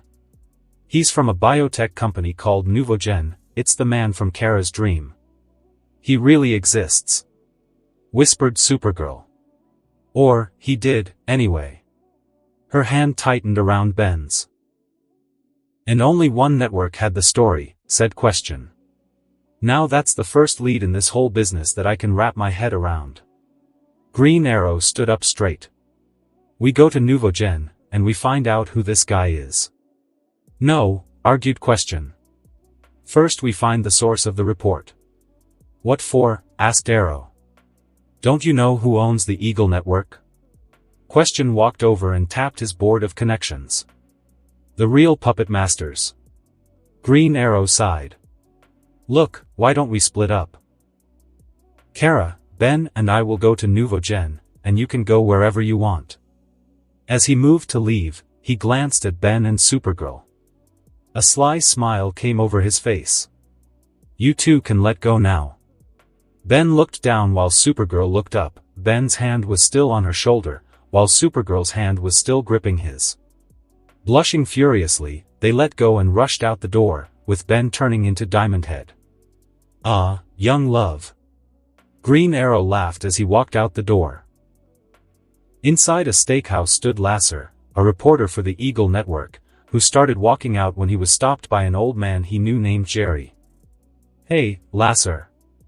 Jerry said, I saw that bit on Eagle today, now that's reporting. Thanks, said Lasser in a condescending tone, you get home safe. He made to leave, but Jerry grabbed his arm. The thing is, that Nuvogen is a real hush-hush kind of joint, and Hallstrom didn't have no family to file a missing persons report. Between you and me, how'd you hear about this story? Good old-fashioned legwork, Jerry, you should try it sometime. With that, Lasser left. He went outside and stepped into a taxi. Commodore Hotel. The taxi drove off, but it didn't get very far, only a couple of blocks before turning into an alley.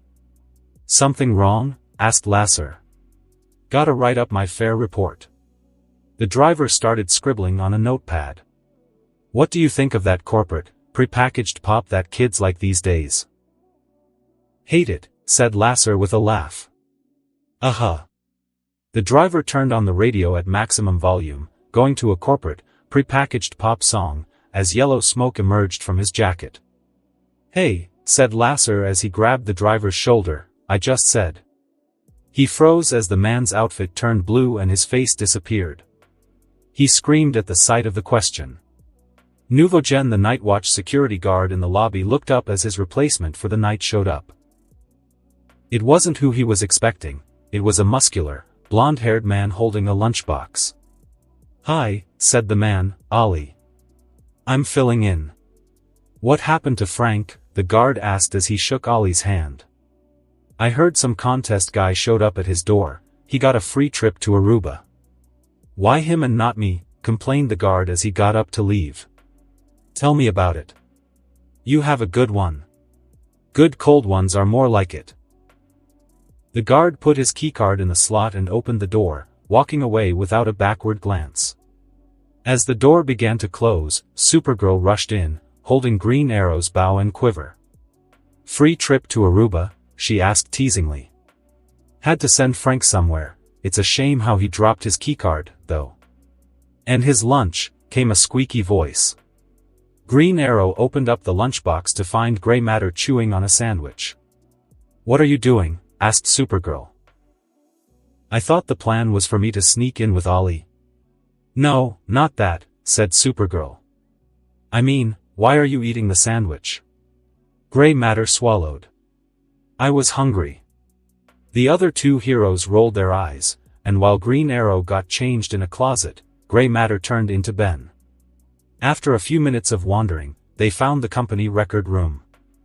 Unbeknownst to them, a white-gloved hand opened up the front door. I never heard of Nouveau-Gen or Hellstrom until last night. This girl I've been seeing slipped it to me and said I could run with it. Lasser confessed everything to Question.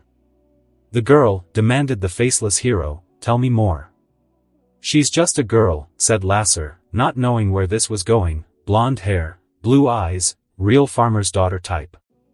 And a handshake like a vice, asked Question. Why yeah, really strong. How did you? How long have you been seeing her? The hero interrupted. About a week. She have bad dreams? More like tossing and turning. Question tapped his chin in thought. Can't sleep at night. A few seconds later, Lasser was hurled out of the taxi, and Question sped off towards Nouveau-Gen. Nouveau-Gen, Hellstrom was getting a lot of emails from their legal department, said Green Arrow. He was staring at one computer, while Ben and Supergirl sat at another. Looks like they were scared he was gonna blow the whistle on something. After looking at another file, he sat back in amazement.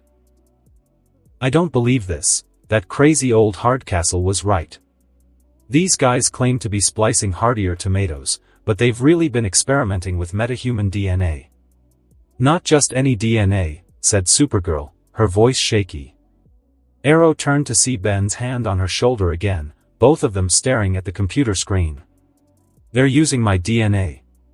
Green Arrow rushed over to see images and video clips of an older Supergirl. One of the clips showed the clone fighting jetpack-wearing enemies. This folder was marked Metropolis Training Exercises. Supergirl sat back. It's me. A little more mature than you, commented Green Arrow when he saw the older-looking clone, but I see your point. So I was cloned. Ben was a little unnerved by how calm Supergirl was acting. We must have some sort of psychic link, that's how I'm seeing things I didn't do. Their heads jerked up when they saw a blur of motion outside the room. Ben reflexively activated the Ultimatrix, turning into the last alien he'd selected, Gray Matter. Not giving him time to change forms, Supergirl placed him on her shoulder and rushed off. Green Arrow ran to catch up. The trio entered a massive, empty room, with no one inside. The floor was covered in purple, hexagonal plates. As they walked inside, the walls, ceiling and floor lit up, and after a few seconds, they found themselves in Metropolis. What's going on? Asked Supergirl. We appear to be inside of a massive hard-light construct, explained the super-smart Gray Matter, most likely used as a training area. My training area. The heroes looked up to see the clone of Supergirl flying down towards them. She collided with Supergirl, sending both her and Gray Matter through the side of a building. She then flew up into the air. Supergirl, after shaking off her daze, followed with Gray Matter still hanging onto her shoulder. So, what do you think? Asked Galatea, as she spread her arms. It's important that you like yourself, and I'm you, just accelerated a few extra years, plus better trained, and I have to say, a heck of a lot smarter. I don't like her, said Gray Matter. She's really full of it. Yeah, agreed Supergirl, but she did lure us here. After her lackeys couldn't get rid of me at Star, she decided to deal with me herself, on her home turf. It's like you're reading my mind, said Galatea, which is actually the problem, and why you have to AGH. The clone was cut off when Gray Matter jumped and latched onto her face. He did everything he could to annoy her, even going so far as to give her a wet willy. After a few moments, she grabbed him. What were you hoping to accomplish with all that? She asked. I wasn't hoping to do anything, said a smug Gray Matter. What I did do was distract you. Galatea looked up, just in time to see Supergirl land a punch on her jaw. The shock loosened her grip on Gray Matter, who fell to the street below. Before he actually went splat, he slapped the Ultimatrix dial. Big chill. The blue Mothman flew up to rejoin the battle. Supergirl found herself struggling to even hurt her clone, much less beat her. She was slammed through a building before she could capitalize on her surprise attack. As she got back up, she saw the clone engulfed by an explosion. Green Arrow had fired an explosive shot, that did absolutely nothing, save for making the clone fire a blast of heat vision that knocked the Archer into a car and then into unconsciousness. Arrow. Supergirl tried to help her friend, but the clone grabbed her cape and flung her into the street. Galatea headed for her but found her body encased in a layer of ice. She looked up to see Big Chill waving at her.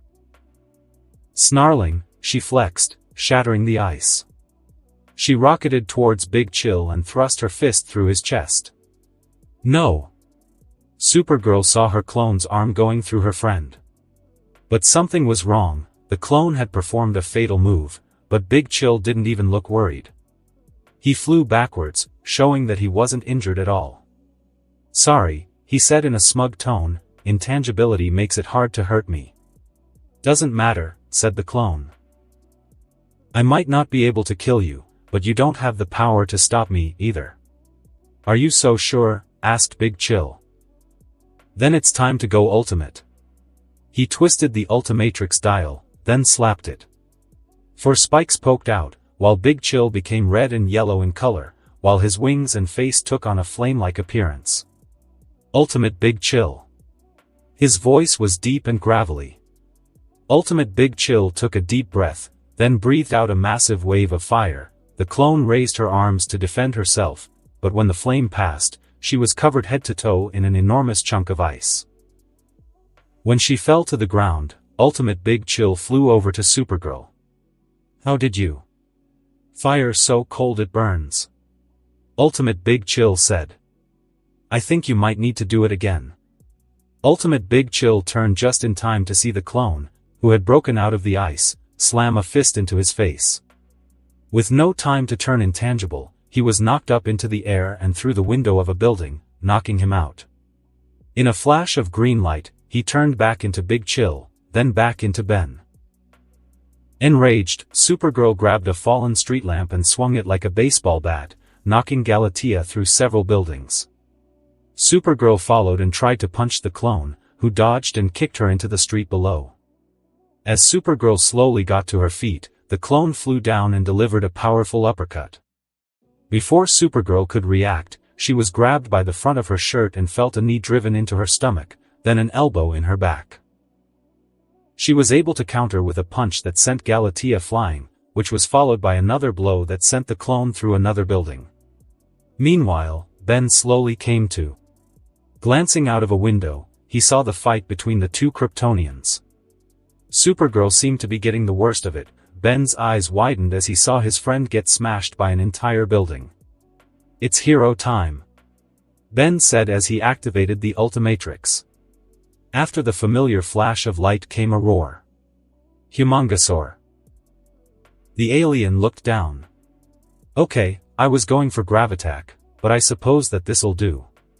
He jumped out of the window. He was about 40 feet up, but he simply grew in size so that the impact was lessened. He ran towards the fight. He glanced to his left and noticed that Green Arrow was finally waking up, supported by Question. Humongosaur blinked. When had he shown up? Anything break? Asked the faceless man. Just my stride, quipped the Archer. Nap's over, said Question. Come on. Supergirl slowly crawled out of the rubble that the clone had buried her under.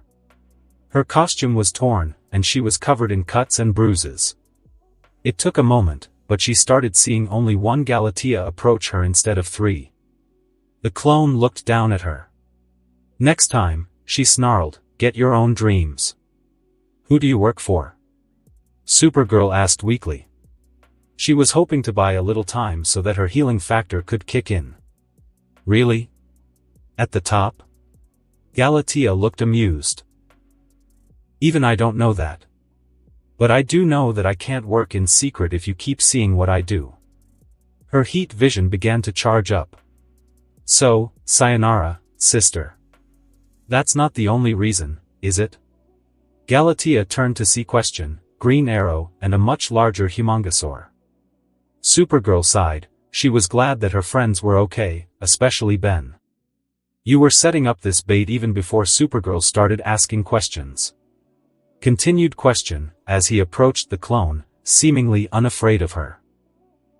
It's because the link works both ways. while she was seeing what you were doing, you were feeling her conscience. The clone turned away, as if that could deny what he was saying. That's why you couldn't sleep at night. And I'll bet that got in the way of your work. He leaned in close. It bites having someone in your head, doesn't it? Why, you don't know what you're talking about. The clone denied. No, ask the question, as he moved in closer. Prove it. Kill me. Humongosaur's eyes went wide. That was one hell of a gamble. The clone drew back a fist. Green Arrow got another arrow ready, while Humongosaur growled and took a fighting stance. The clone's fist shook, then froze. Before she could make a move, Supergirl raised a truck over her head and smashed it into her clone.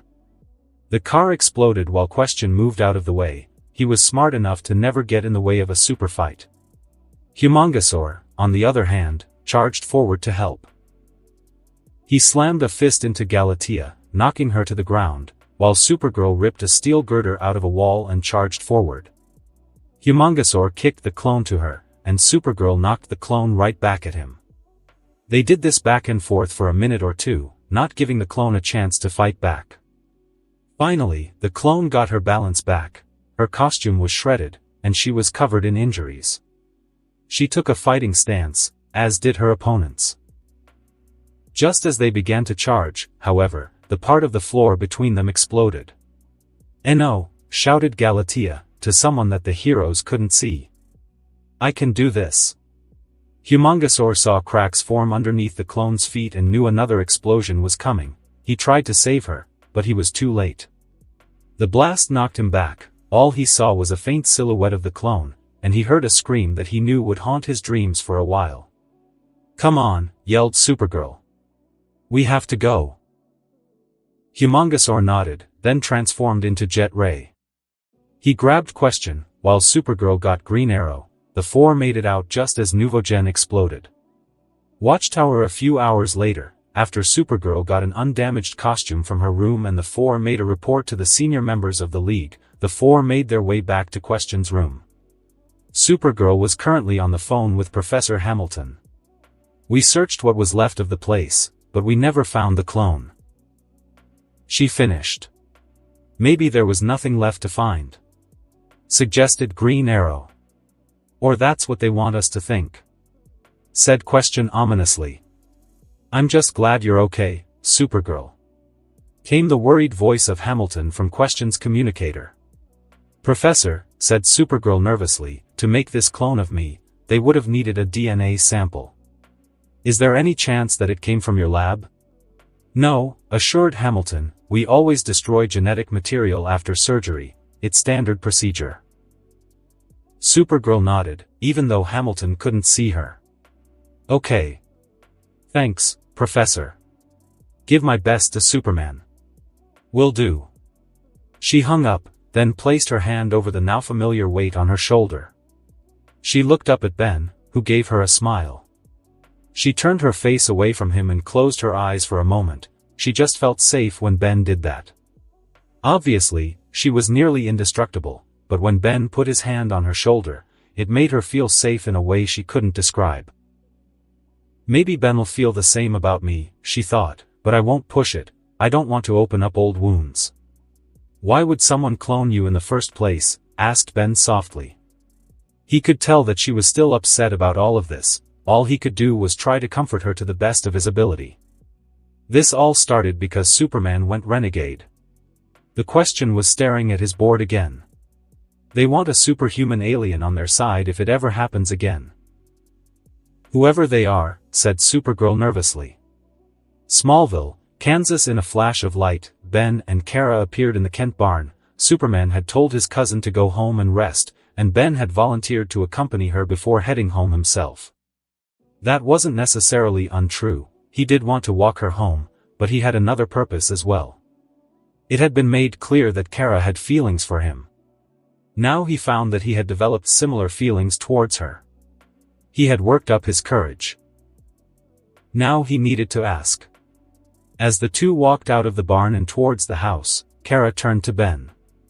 "Thanks for this, Ben," said Kara, "but you really didn't have to escort me home." I know I didn't have to, Ben replied, but I wanted to. Kara smiled, and the two spent a few moments walking in silence before Ben spoke up again. Hey, Kara, he began, do you remember when I said that if I had a problem, no matter how small, I could come to you? Yeah. Well, you know that that's a two-way street. What do you mean? Asked Kara. Well, if you have anything that you want to talk about, I'll be there for you. Ben said it in all seriousness, but he had a slight blush. Thanks, Ben. No problem. As they reached the house, Ben stopped. Say, Kara. Yeah? Are you? Ben swallowed nervously. He'd fought warlords, criminals and psychopaths. Why did this make him so nervous? Are you doing anything this Saturday? Kara's eyes went wide. Is he going to? No, she said, cursing herself for her sudden nervousness. I'm free this Saturday. Why? Well, I was kinda hoping you'd like to see a movie that just came out, plus there's this restaurant that opened up near the theater that looks good. Do you want to go? Ben mentally applauded himself for managing to look Kara in the eye while asking. Oh my God, thought Kara, he's asking me out. I can't believe it. Yes. Wahoo. Kara? Ben asked, you okay? Embarrassed, Kara realized that she'd been staring at Ben for several moments, not moving. Yeah. I'd love to. Kara couldn't keep the smile, nor the blush, from appearing on her face. Great. See you Saturday. With an equally strong smile and blush on his face, Ben turned to leave. Kara also began to head to the house when she heard Ben's voice. Oh. I almost forgot. Kara turned to see Ben heading towards her. Before she could ask what he was doing was pressing his lips against her cheek. The kiss only lasted for a moment before Ben backed up, turned into jet ray, and flew off. Kara stood on the porch for a minute, stunned, before pumping a fist and spinning around. Yahoo! Unknown location. Professor Hamilton walked over to the operating room. There, surrounded by military and government officials, lay Supergirl's clone. Her hair was gone, and her body was one massive bruise. She was hooked up to life support and clearly wasn't going anywhere for a while. You rest, said Hamilton softly, as he cupped her cheek in his hand. We'll have you fixed up in no time, Galatea. In the interim, Part 2, the date. Previously, on Ben 10, Unlimited. Say, Kara. Yeah? Are you? Ben swallowed nervously. He'd fought warlords, criminals and psychopaths. Why did this make him so nervous? Are you doing anything this Saturday? Kara's eyes went wide. Is he going to? No, she said, cursing herself for her sudden nervousness. I'm free this Saturday. Why? Well, I was kinda hoping you'd like to see a movie that just came out, plus there's this restaurant that opened up near the theater that looks good. Do you want to go? Ben mentally applauded himself for managing to look Kara in the eye while asking. Oh my God, thought Kara, he's asking me out. I can't believe it. Yes. Wahoo. Kara? Ben asked, you okay? Embarrassed, Kara realized that she'd been staring at Ben for several moments, not moving. Yeah. I'd love to. Kara couldn't keep the smile, nor the blush, from appearing on her face. Great. See you Saturday. With an equally strong smile and blush on his face, Ben turned to leave. Kara also began to head to the house when she heard Ben's voice. Oh. I almost forgot.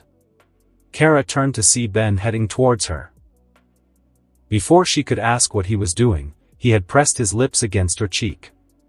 The kiss only lasted for a moment before Ben backed up, turned into jet ray, and flew off. Kara stood on the porch for a minute, stunned, before pumping a fist and spinning around. Yahoo! Smallville, Kansas. Kara could barely contain her excitement as she rushed to her room. Ben had asked her out.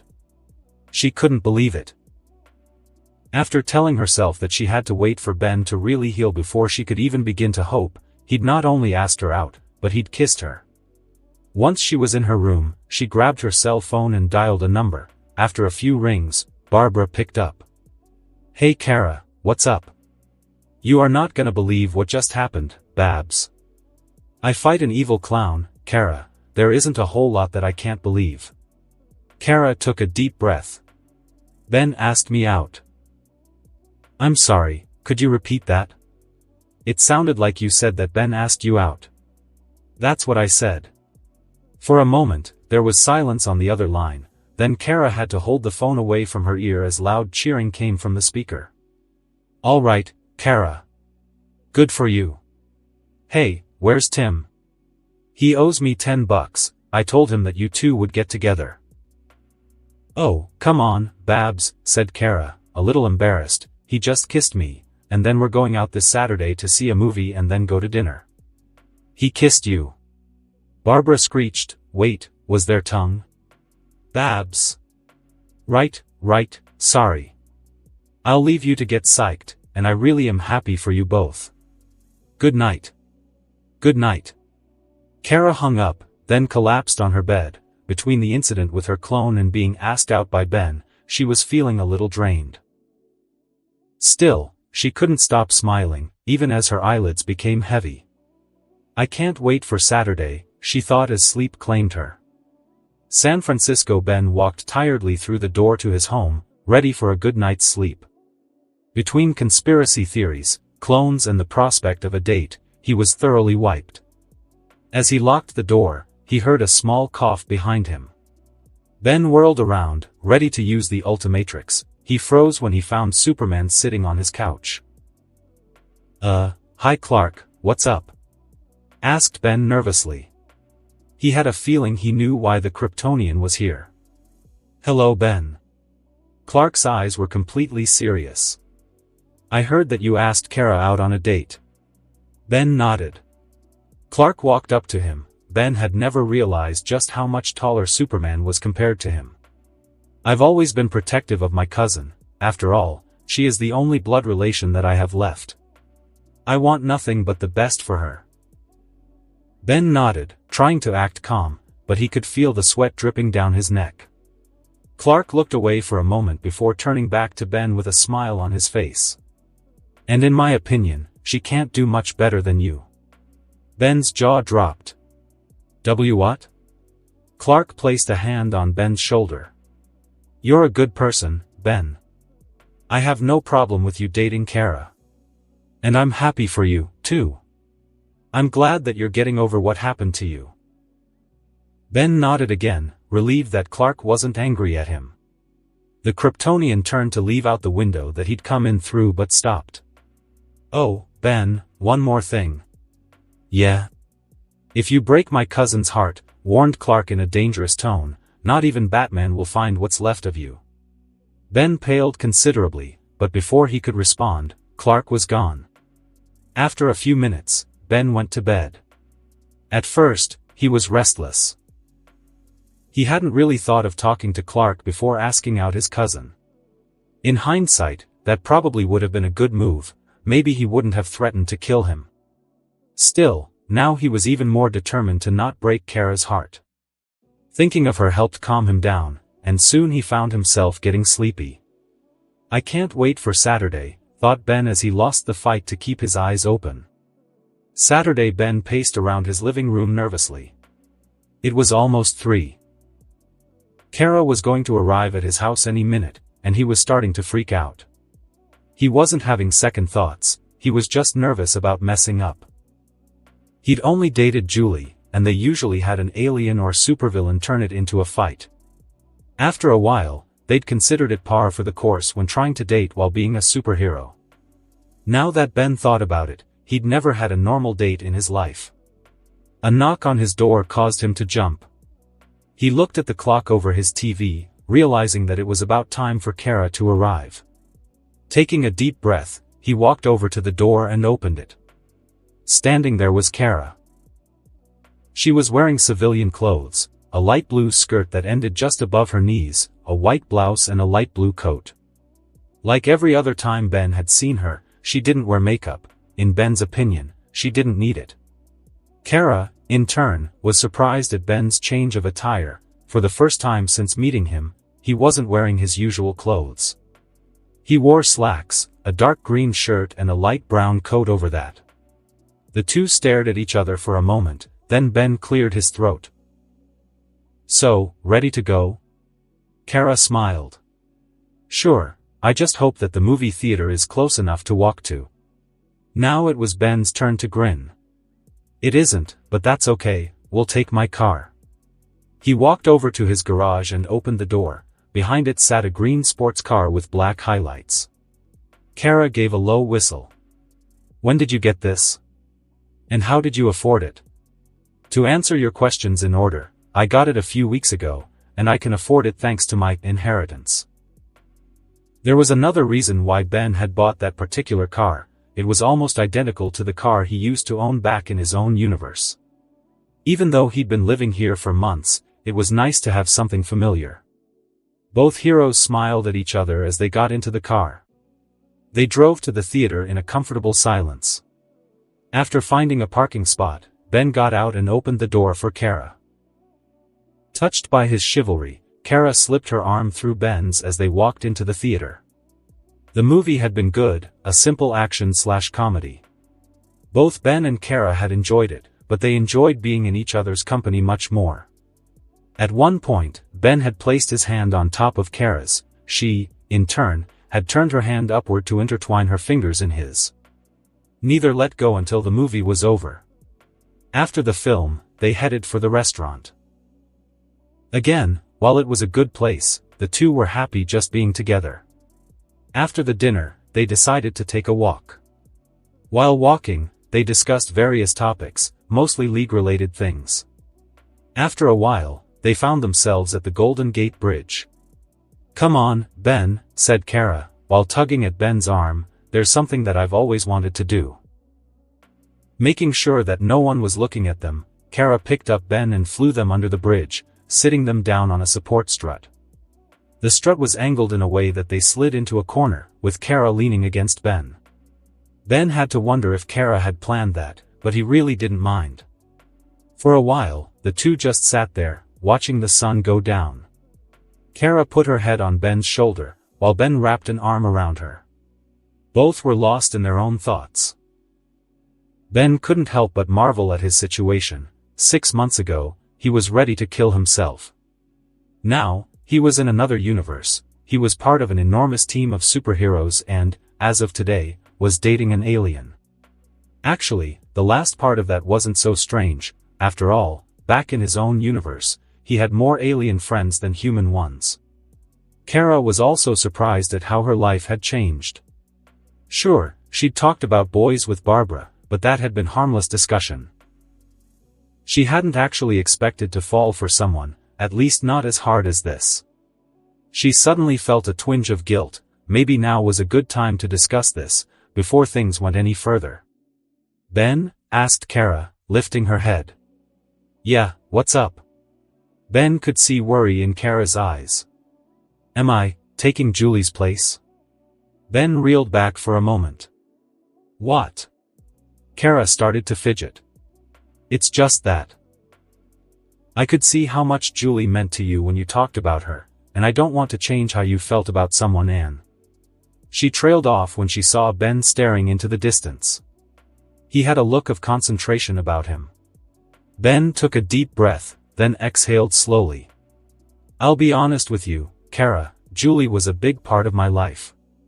She'll always have a place in my heart, a place that no one else can fill." Kara nodded. While she was glad that Ben wasn't the type of person to throw away a connection like the one he'd obviously had with Julie so easily, it was kind of painful to know that she didn't have that same love. "But while that may be true," continued Ben, "that doesn't mean that I can't have an equally important place in my heart for someone else." Ben gently turned her head towards him and gave her a deep kiss. "And I believe that someone is you, Kara." Kara stared at him for a moment. She couldn't believe it. Ben had just admitted that she was just as important to him as Julie had been. And she had seen just how much Ben had loved her. For him to say that about her. Tears welled up in Kara's eyes, and she threw herself forward, giving Ben a passionate kiss of her own. For that moment, nothing else in the universe mattered to them except each other. They were happy. The kiss continued for some time and would have continued for longer had Ben not felt the need to breathe. Unlike his Kryptonian girlfriend, he needed oxygen. They broke off the kiss, both panting slightly, Ben, from lack of air, and Kara, from excitement. After a moment of unspoken communication, the two shifted themselves. Ben leaned back against the support strut, his legs propped up. Kara sat on his lap and leaned against his chest while tilting her head against his shoulder. Ben wrapped his arms around her waist, while Kara placed her hands on his. They stayed like that for a long time, until the sun had completely faded from the horizon. After it started to get cold, Ben drove Kara back to his home. They rode together in silence, but it wasn't an unpleasant kind. Ben parked his car, then opened the door for Kara once again. They walked hand in hand to the front door. "Did you have a good time?" asked Ben, even though he could plainly see that Kara had. "Very much so," replied Kara, who then gave Ben a quick kiss on the cheek. "We should do this again soon." "Oh, definitely," replied Ben with a smile. Kara's face then became serious. "Ben, I think we need to lay down some ground rules before anything else happens." "Like what?" Ben was curious to know. "First, you've seen how protective Clark is, right?" When she saw Ben nod, she continued, "Well, until I move out of the Kent house, I'm going to have to tell him everything that we plan to do on a date. That was sort of a rule even before you asked me out, by the way." "Got it. Let Clark know what the plan is, no problem. Second, I don't think that we should really be too, affectionate while on the watchtower. We should probably keep everything as professional as we can while working. So, while doing the hero thing, we're teammates, not a couple." Ben could see how that made sense. It would reduce the risk of emotions compromising a mission. Besides, Ben didn't have to worry as much when it came to Kara. After all, aside from being exposed to kryptonite, she was practically invincible. "Glad you understand, Ben." Ben gave a smile. "Well, if it's what you want, who am I to deny you?" Kara lightly elbowed him. "Don't push it, Buster." She softened her words with another kiss. "See you tomorrow on the watchtower." Ben wrapped her in a hug, which she returned. "Wouldn't miss it." Reluctantly, they parted and Kara flew away, back to the Kent home. Unbeknownst to them, a figure had been watching the two since they had exited the theater, paying attention to everything they did. Seeing how Ben had practically floated inside his home, the figure smiled. "Good for you, Ben," said a smiling Professor Paradox. Chapter 9, The Return. The Watchtower. Superheroes aren't generally known to gossip, otherwise, secrets that should have been kept secret get out. Still, after a few weeks, the fact that Ben and Kara were dating wasn't so much rumor as it was common knowledge. Anyone in the Justice League who'd seen the two heroes together could tell that they were already close, and many leaguers had secretly suspected that they'd been dating long before they actually were. Most of the older heroes were impressed with how professionally the two acted while on the watchtower or on a mission. Save for the occasional kiss between them, you'd never be able to tell that they were anything more than friends. The dates went well between them, both were just happy to be in the other's company. Most of the time they either went out to dinner or watched movies at Ben's house. They would have gone to the Kent house for movies too, save for the fact that the elder Kents didn't have any movies that they liked. Still, anyone who knew Ben's past was happy for him. While he had improved in the months since he arrived in the universe, he had still seemed off to those who knew him. Now, though, he was upbeat and happy, so much so that it was palpable. At the moment, however, Ben wasn't really that happy, mostly because his girlfriend was tossing him around the training room like a rag doll. "Let me tell you something, Supergirl." Wrath yelled. "Wrath does not appreciate it when you punch Wrath and then fly away. Wrath can't fly." Supergirl only laughed. She and Ben had sparred several times, and she'd always beaten him easily. She'd never gone against some of his most powerful aliens, like Way Big, but Ben himself had admitted that Way Big might have a tough time against a Kryptonian. "Come on, Ben," she shouted down from the top of the training room. "We've got monitor duty in 5 minutes. Wrath grunted. Fine, Wrath was going easy on you anyway. Then he slapped the Ultimatrix dial. Diamond Head. As Supergirl floated down to the ground, she gave a cocky smile. "Were you really going easy on me as Wrath?" Diamond Head laughed. "Nah, Wrath just likes to bluster when he loses." Supergirl shared the laugh as they entered the elevator. As they went up to the monitor section of the watchtower, she asked, "So, are we still on for dinner tonight?" Diamond Head smiled. "Of course, I wouldn't miss it." As they reached their destination, they saw that Green Lantern and the Martian were speaking to a small, blue alien on a vid screen. He was one of the Guardians of the Universe and Green Lantern's boss. Green Lantern was currently arguing with the small alien about trying to get a temporary reassignment to OA, the homeworld of the Guardians and the Green Lantern Corps. However, John had been denied the posting every time. Diamond Head and Supergirl were passing the arguing group when alarms began to sound on the OA side of things. "What's going on?" asked a concerned Green Lantern. "There's an object approaching OA at a somewhat astonishing speed," answered the Guardian. "We'll take care of it," said Kyle Rayner, another human Green Lantern, as he and several dozen other lanterns flew out into OA's atmosphere. Once there, they combined the power of their rings to form a massive barrier. "Nothing's getting through this baby," said Rayner confidently. Sadly, that confidence was ill-placed, as the object blasted through the barrier without even slowing down. Back on OA, the Guardian had allowed the security feed from the planet to be shown to the League, in case their assistance was required, so the heroes of Earth could see everything that happened. "Activate planetary defenses," barked a Guardian. "Magnify the image." The object was revealed to be a humanoid being, seemingly made of gold, and had no face, save for a pair of glowing, red eyes. "Professor Evo's android," said the Martian in shock. If Diamond Head's body had been capable of sweat, it would have broken out in it at this point. He had read about the android, called Amazo, in the old case files. The nanotech-based creation had the ability to copy the powers of anyone it saw, and in only a few hours, had been able to defeat all 7 of the founding members of the League. That had been years ago. What sort of strength did Amazo possess now? Holy Mother of... Green Lantern didn't have time to finish his sentence as Amazo slammed into the surface of OA. In a massive flash of light, the planet disappeared. OA, center of the stability for the universe, was destroyed. Everyone who had seen it simply stared. This single being had destroyed one of the most powerful civilizations in mere seconds. There were no words, no coherent thoughts. All they could do was stare. "OA," murmured Green Lantern, "it's gone." The loss of OA was particularly hard for John. It had been both a base of operations and a home away from home for him. He and the rest of the Corps had devoted their lives to protecting the planet, and in turn, OA gave protection to their worlds. Now it, and everyone who lived there, was dead.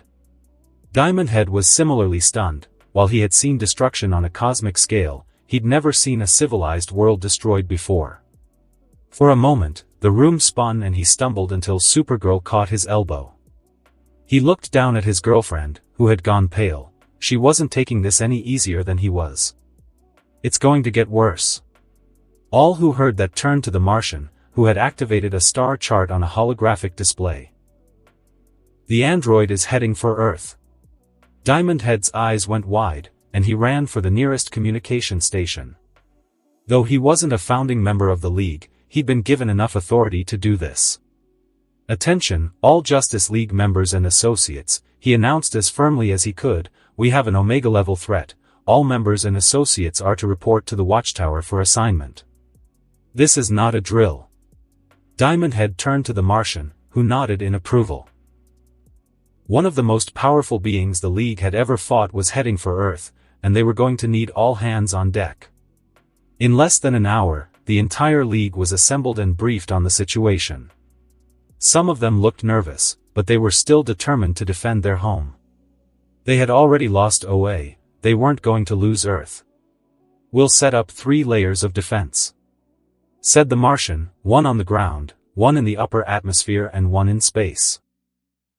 "That last one is me," said Green Lantern. "I want to hammer that thing before it gets anywhere near here."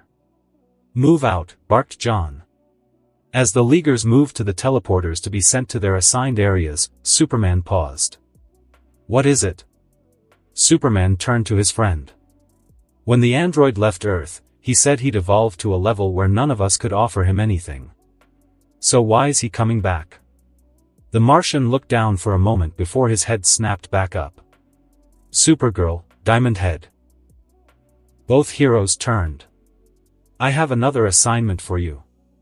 Luthor Mansion, Metropolis. Lex Luthor, former president and CEO of LexCorp, reformed villain and all-around jerk, was currently being interviewed at his estate. He had been getting a lot of press lately, mostly because the man who tried to kill the Justice League and take over the world was suddenly very philanthropic. Despite his claims of reform, people were still suspicious of his motives.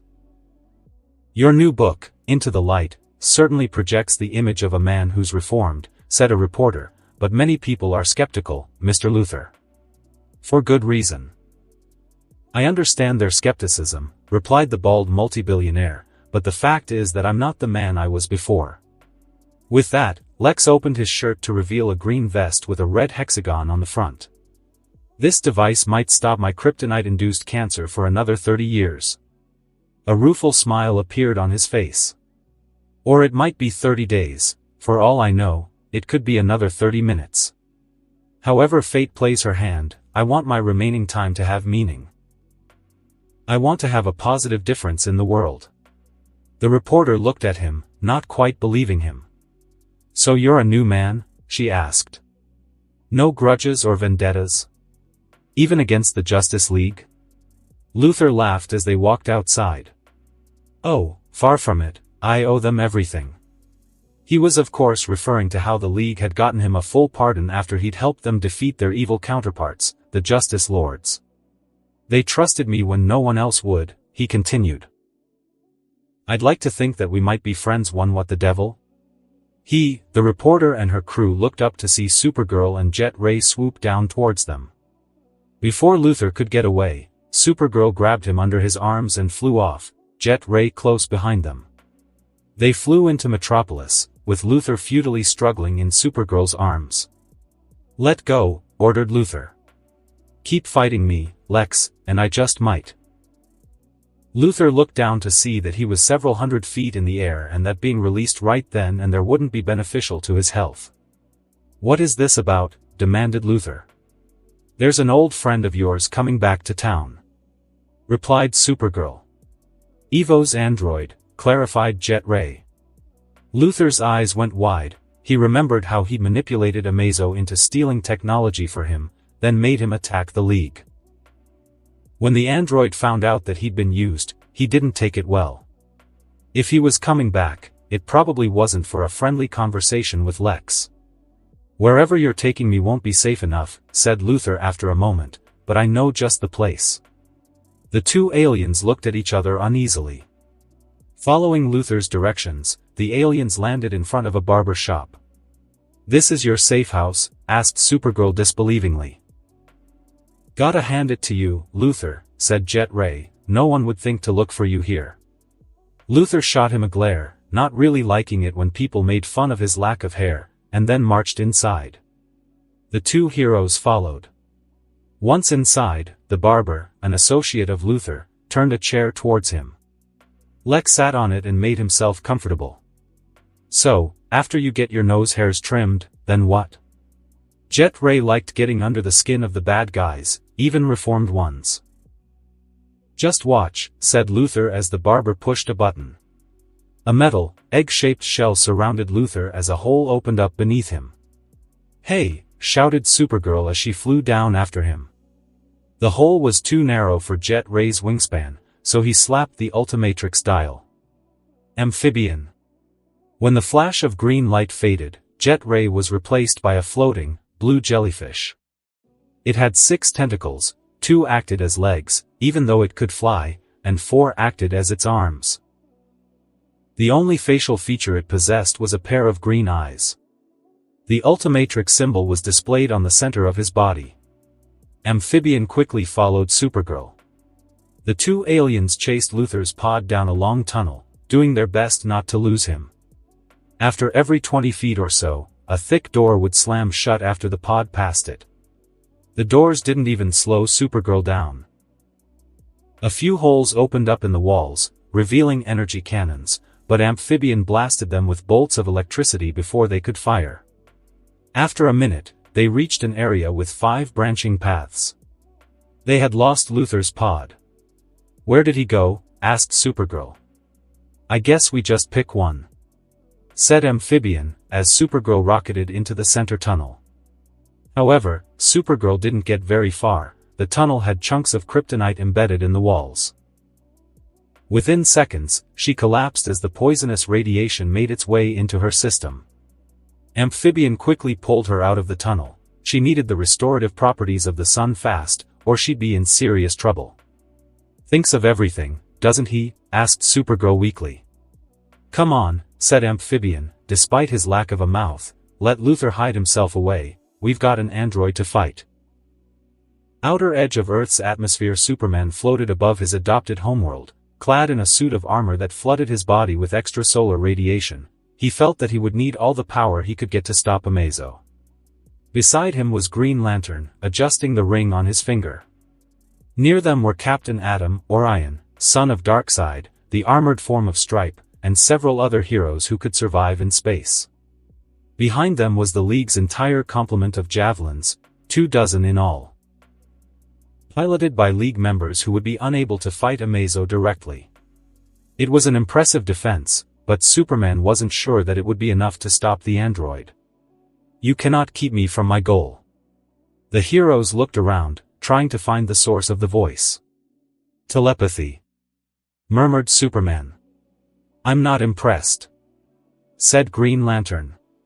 "Why have you come back?" demanded Superman. "Why do you ask questions that you already know the answer to?" Luthor. So John had been right. A bright, golden light appeared in front of them.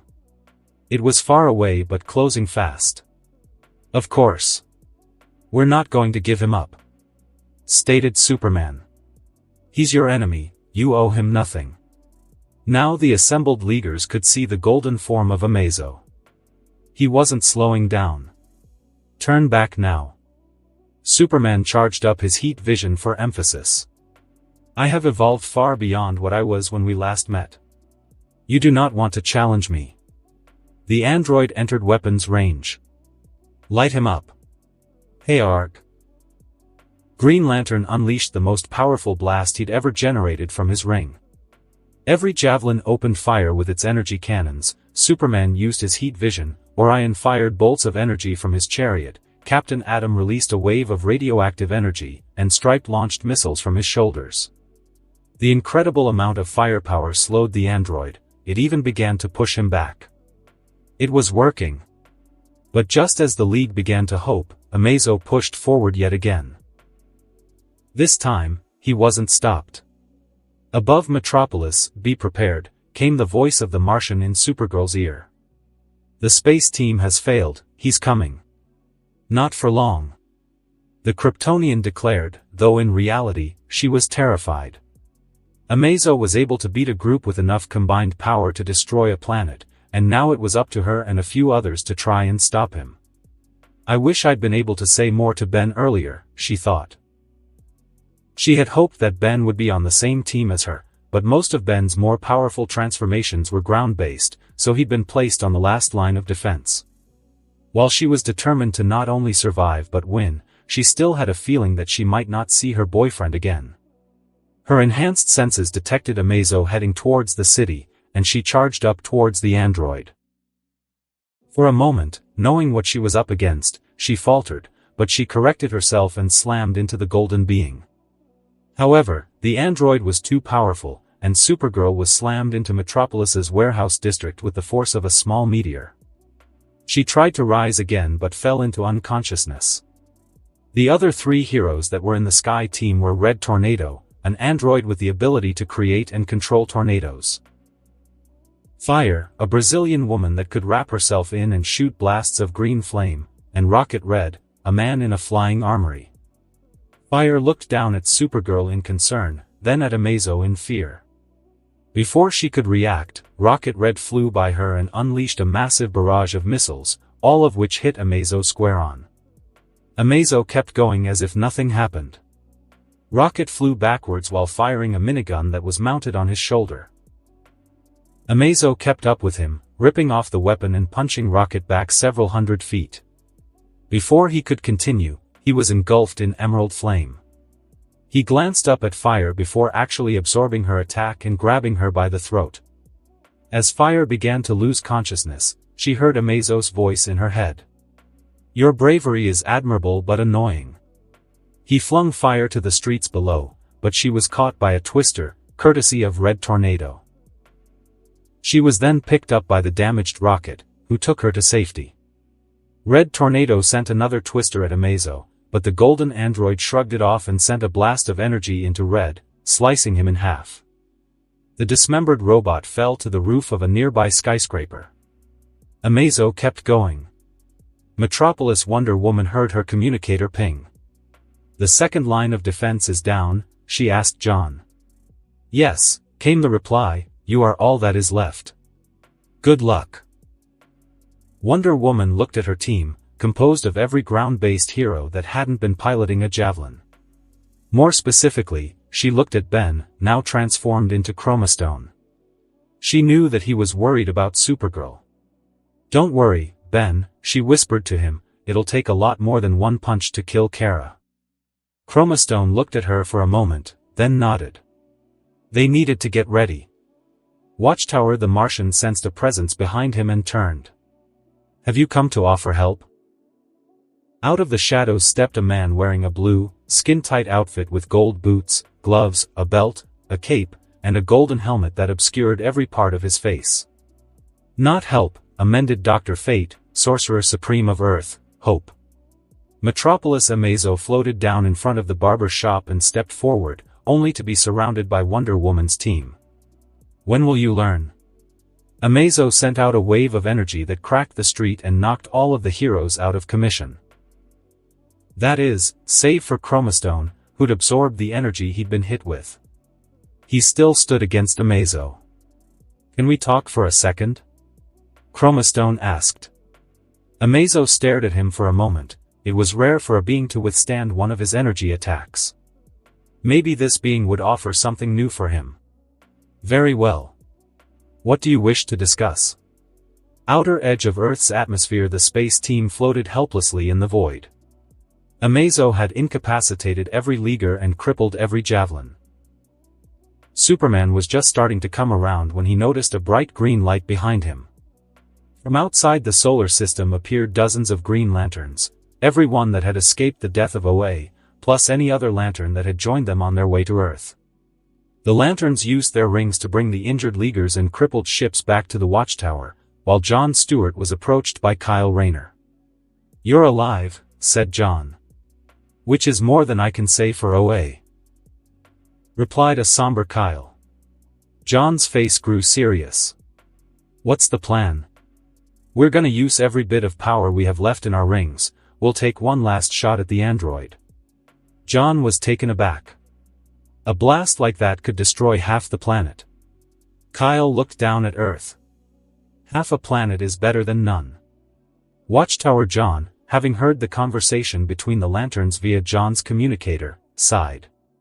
"It's the only way." Dr. Fate scoffed. "Those words are always used to justify destruction." The Martian turned. "We can only guess how much power the android has amassed as it's made its way across the galaxy.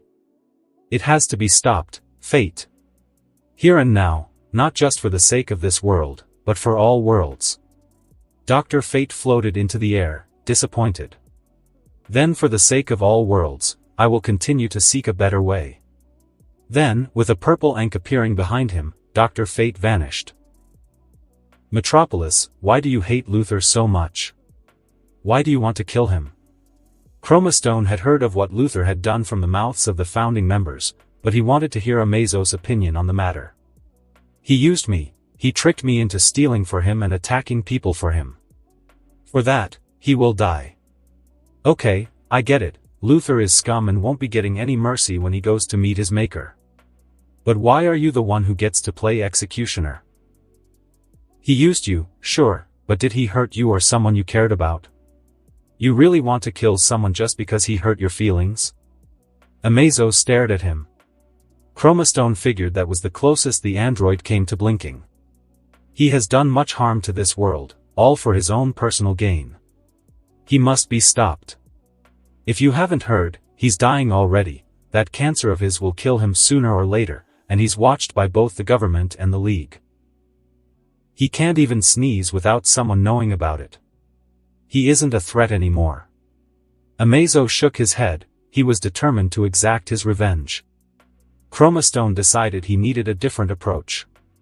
Okay, even if you do kill Luthor, what are you going to do next? What do you mean? Chromastone sighed. I mean, what are you going to do with yourself? Do you have a plan or a goal? Or are you just going to sit on your butt until the end of time? The android looked down, lost in thought. I do not know. But I have a question for you. Okay, shoot. You asked me if Luthor had hurt me or someone I cared for. Yeah. What would you have done if that had happened to you? Chromastone crossed his arms. I don't have to wonder what I'd do, I've been there. What? One of my villains back home attacked my family, he killed them all. And did you kill that villain? No, I didn't. Why not? Ben had asked himself that same question many times. Why hadn't he killed him? Because it wouldn't have brought back what was taken from me. Will killing Luthor honestly make you feel better? Amazo walked over to the barber shop. Chromastone made no move to stop him as he placed his hand against the door. Time seemed to stretch as Amazo reached his decision. The Green Lanterns, led by Jon Stewart, flew down towards Metropolis with vengeance as their goal. They saw the android next to Chromastone, and Jon wondered why he wasn't fighting. Had Amazo done something to keep him from moving? Jon gritted his teeth at the thought of another friend getting attacked by that monster. Before the Corps could attack, a giant purple ink appeared in front of them, as did Dr. Fate. Wait, asked Fate, please. The android's nature has proven benign before, I believe that it will again. Benign? Asked Jon incredulously, you call destroying OA benign? Jon, as well as the rest of the Corps, charged up their rings and aimed at the doctor. If you do this, Fate explained, you will ruin any chance Ben has. What do you mean? Asked Jon, not surprised that Fate knew Ben's identity, he seemed to know everything. Ben Tennyson is saving the universe. Have you reached a decision? Asked Chromastone. I have. I will not kill Lex Luthor. His death would only satisfy my desire for petty revenge. But a new dilemma is before me. What's that? What will I do now? Killing Luthor was my only goal, and now I realize that it was a foolish desire. Why am I here? What is my purpose? I must know, can you tell me? Chromastone shook his head. You can't give another sentient being purpose for living, not really, anyway. You'll have to find out what your reason for existence is on your own. Amazo looked down in disappointment. Still, continued Chromastone, if you need advice every once in a while, I'd be happy to give it to you. You would do that? Yeah, that's what heroes do, they help people. Very well, I will find my own purpose. I need only find a place to start looking. Amazo took a few steps away from Chromastone, that was all the lanterns needed to see. Kyle Rayner picked up Chromastone and the unconscious Leaguers and moved them out of the way, while the others surrounded Amazo with charged power rings. Before they fired, Dr. Fate appeared next to the android. Get out of the way! Barked Jon. It's over, said Fate, as he turned to Amazo, isn't it? Yes. He murders an entire world and it's over? Just like that, demanded an outraged John. I don't think so. Right, forgot about that, thought Chromastone, that might be a problem. I did not destroy OA, I simply moved it to another dimension. Everyone present, save for Dr. Fate, stared at the android. The lanterns lowered their rings. It was in my way. Then could you move it back? Asked John as calmly as he could. Amazo's eyes glowed. Done. The android turned to Chromastone. Like Luther, your friends have done nothing to warrant the harm I have wrought upon them. I shall undo that mistake. Amazo's eyes glowed once again. In space and on the ground, all injured Leaguers found themselves healed, and repair crews on the watchtower found 24 undamaged javelins. Thanks, said a grateful Chromastone as he helped Wonder Woman to her feet. Dr. Fate looked up at the 8-foot-tall android. I can help you on your journey in your search for meaning. Help me? Why? Because like Chromastone, helping people is my purpose. I accept your offer. Fate nodded, and a purple ink appeared behind them both. In a flash of light, they disappeared.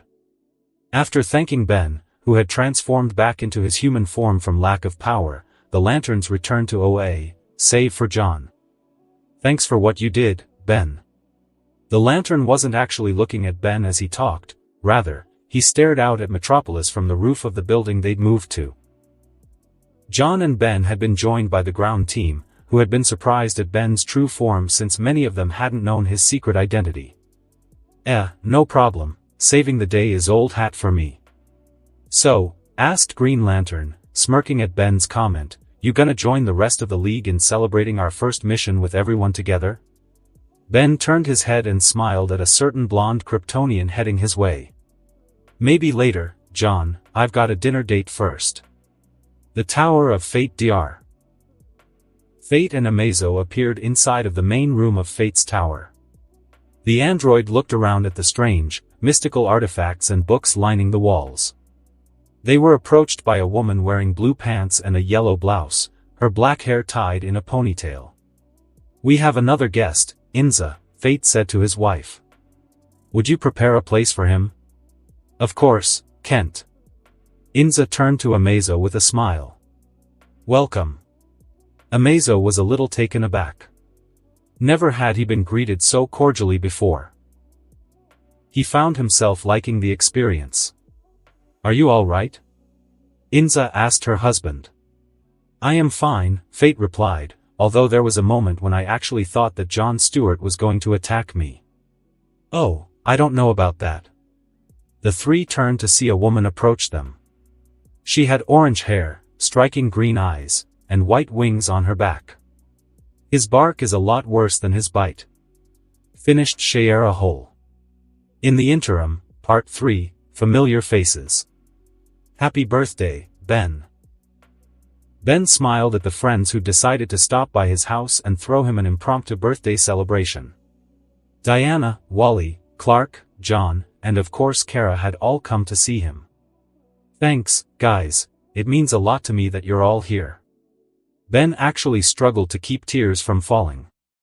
Hey, no problem, said Wally West as he threw an arm over Ben's shoulder in a comradely fashion.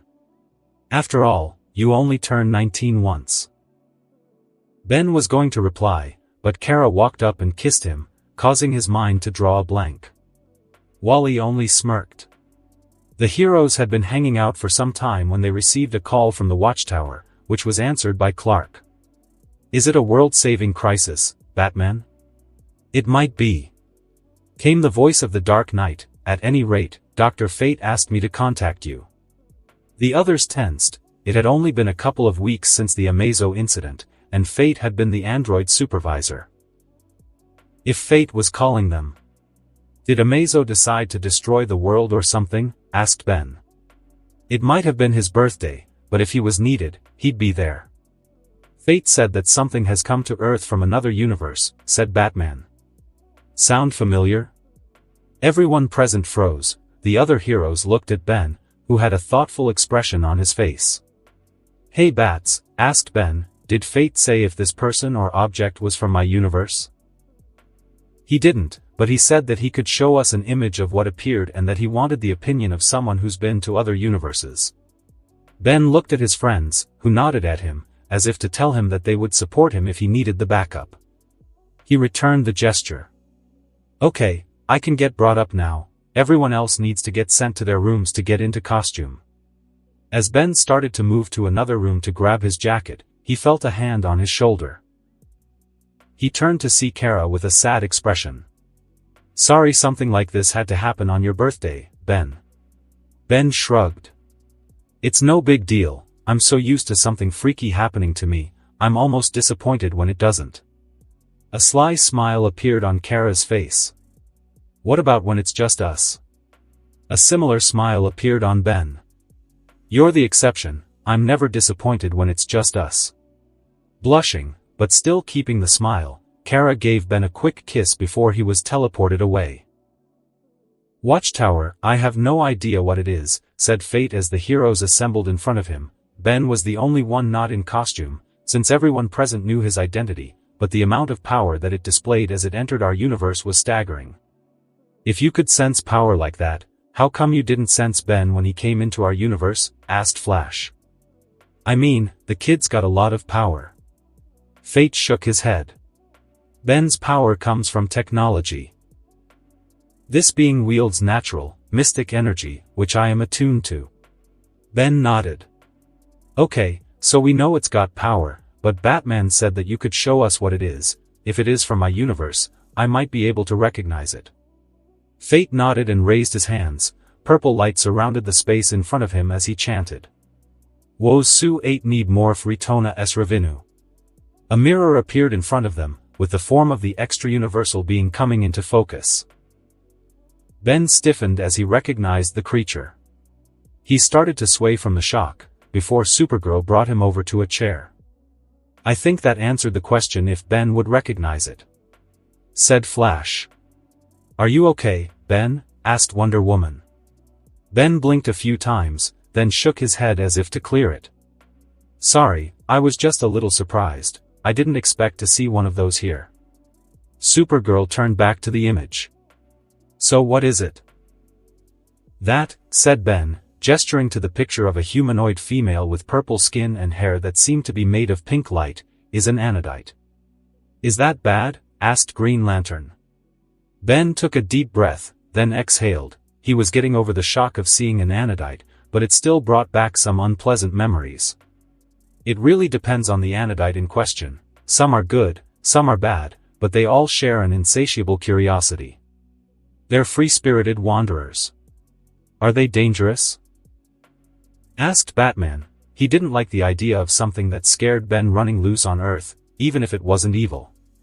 "Again, it depends on the anodite," replied Ben, "but they are powerful, probably in the top 10 most powerful beings in my universe." The others stared at him in shock. They'd seen what Ben could turn into, and the way he'd said it made it seem like an anodite was more powerful than anything he could become. "What are their capabilities?" asked Batman, his analytical mind trying to discover an exploitable weakness. "Honestly," said Ben, "I've never seen what they can really do. I know that they can manipulate mana, the life energy in my universe, and they can use it to do anything they want. They can even alter reality, to an extent. As long as there's mana available, the only thing that can stop an anodite is another, more powerful anodite." Flash gulped nervously. "Okay, so we've just gotta hope that it's a friendly anodite." Ben nodded. "Yep. Where is the anodite now?"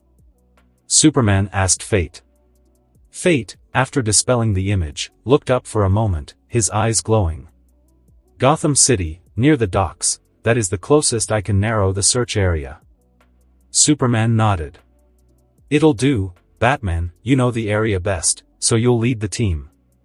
Ben, Lantern, Supergirl and I will go with you." Guys?" Everyone turned to Ben. "We don't want to spook an anodite. She might attack if we do." "Got it," said Supergirl, "no scaring the purple alien." The heroes went to the teleporter pad as Ben transformed into Diamond Head. A flash of light later, and they were gone. Gotham City. The team appeared at Gotham's docks and cautiously spread out. Diamond Head had been designated spokesperson if the Anodite was discovered. Hopefully, the Anodite would be in a talkative mood. As they searched, Supergirl worried about her boyfriend. He hadn't seemed scared of the Anodite, more like he'd seen a ghost. Maybe he'd had an Anodite friend who died, or something. Diamond Head slowly pushed open the doors to a warehouse, entering with caution. After his experience with Sunny, he really did not want to get on the bad side of an Anodite. He froze when he heard a noise. It sounded like a sigh. Squinting, Diamond Head could faintly make out a pinkish glow. Hello?" he called out softly. "Excuse me, Miss Anodite? Do you think you could come out and talk?" From around a large crate floated the Anodite. She hovered over him for a moment before lowering herself to his eye level.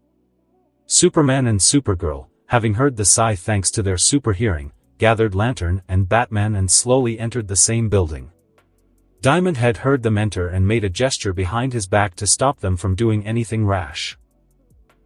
The Anodite kept her eyes locked onto Diamond Head's for another moment, then looked down at the Ultimatrix symbol.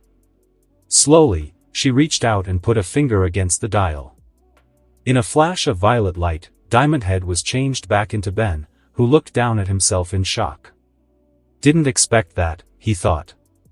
He also didn't expect the Anodite to throw her arms around his neck. "Hello, Ben," she exclaimed, "happy birthday." The other heroes were startled and confused, with Supergirl having the added emotion of anger. Ben, on the other hand, couldn't believe it. That voice. Grandma?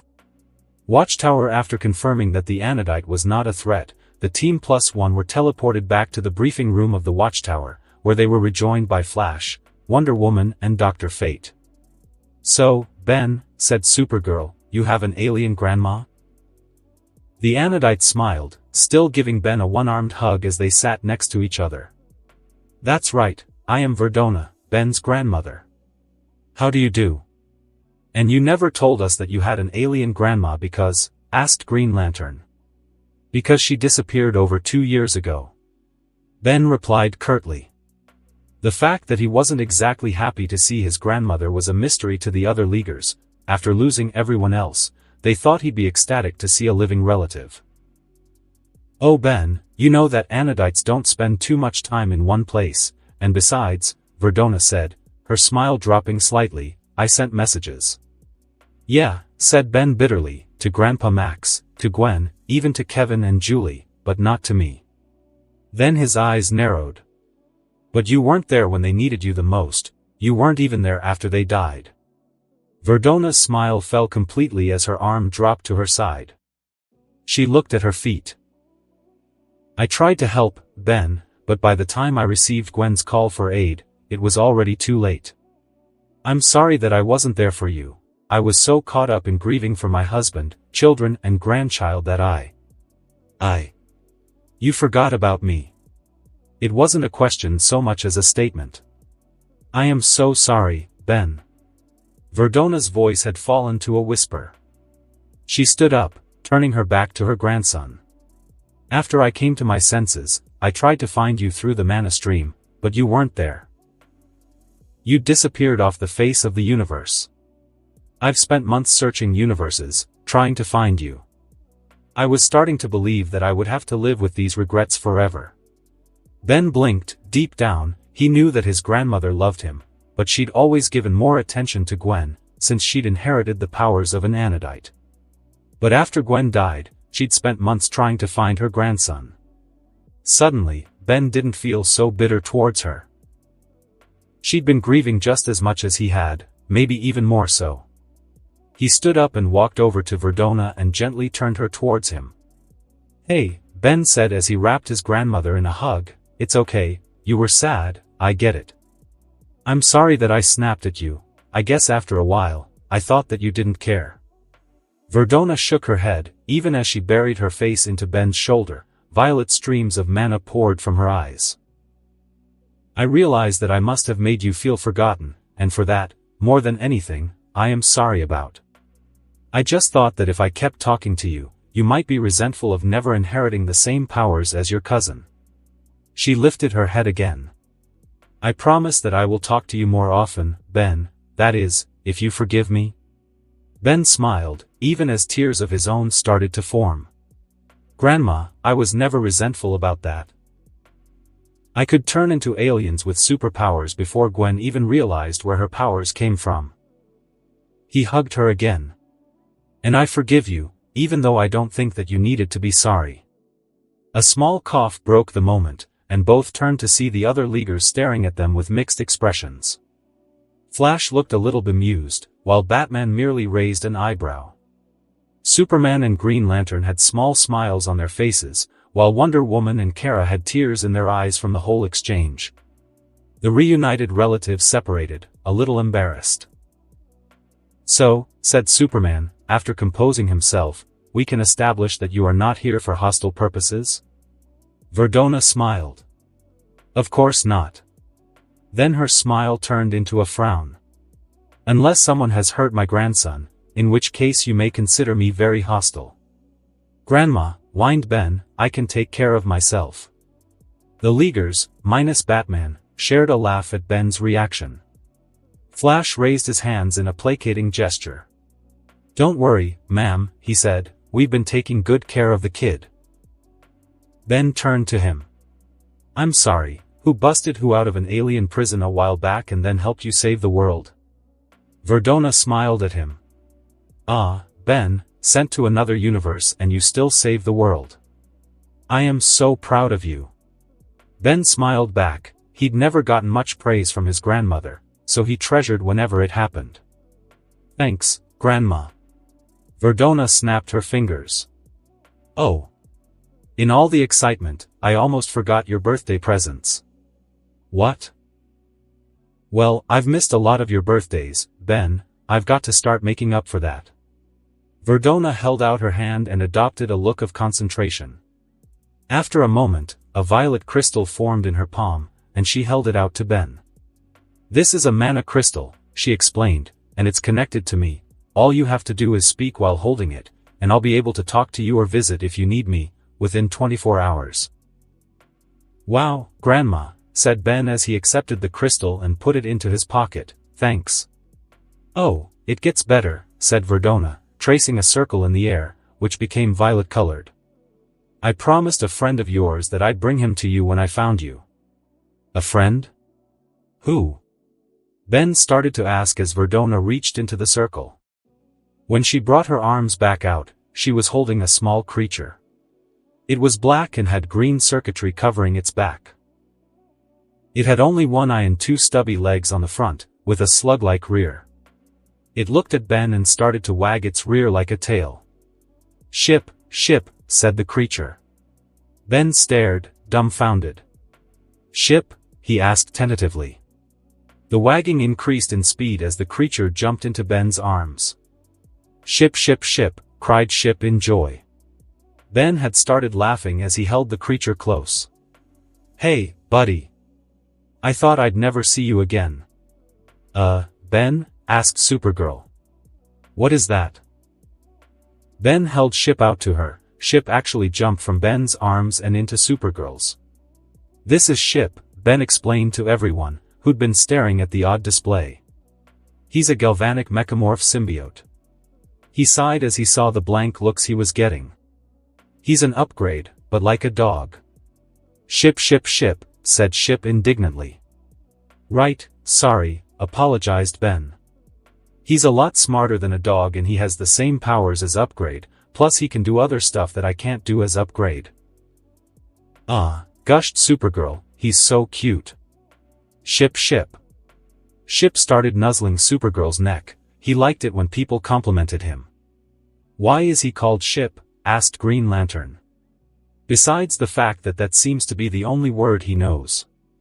That's kind of a long story. Ben turned to Verdona. Where did you find him? I thought he'd died when Julie. He trailed off. Ship, ship, said Ship mournfully. Supergirl patted his head consolingly. I found him in the wreckage of your house after you'd disappeared, explained Verdona, but he was very weak. I nursed him back to health, and after he got better, he wanted to find you. I suppose that after Julie was gone, you were all he had left. Ben walked over to Ship and started petting his head. In a few moments, Ship fell asleep in Supergirl's arms. Can we keep him? Asked Supergirl. I don't see why not, said Ben. He could be a great help with all the technical stuff on the watchtower.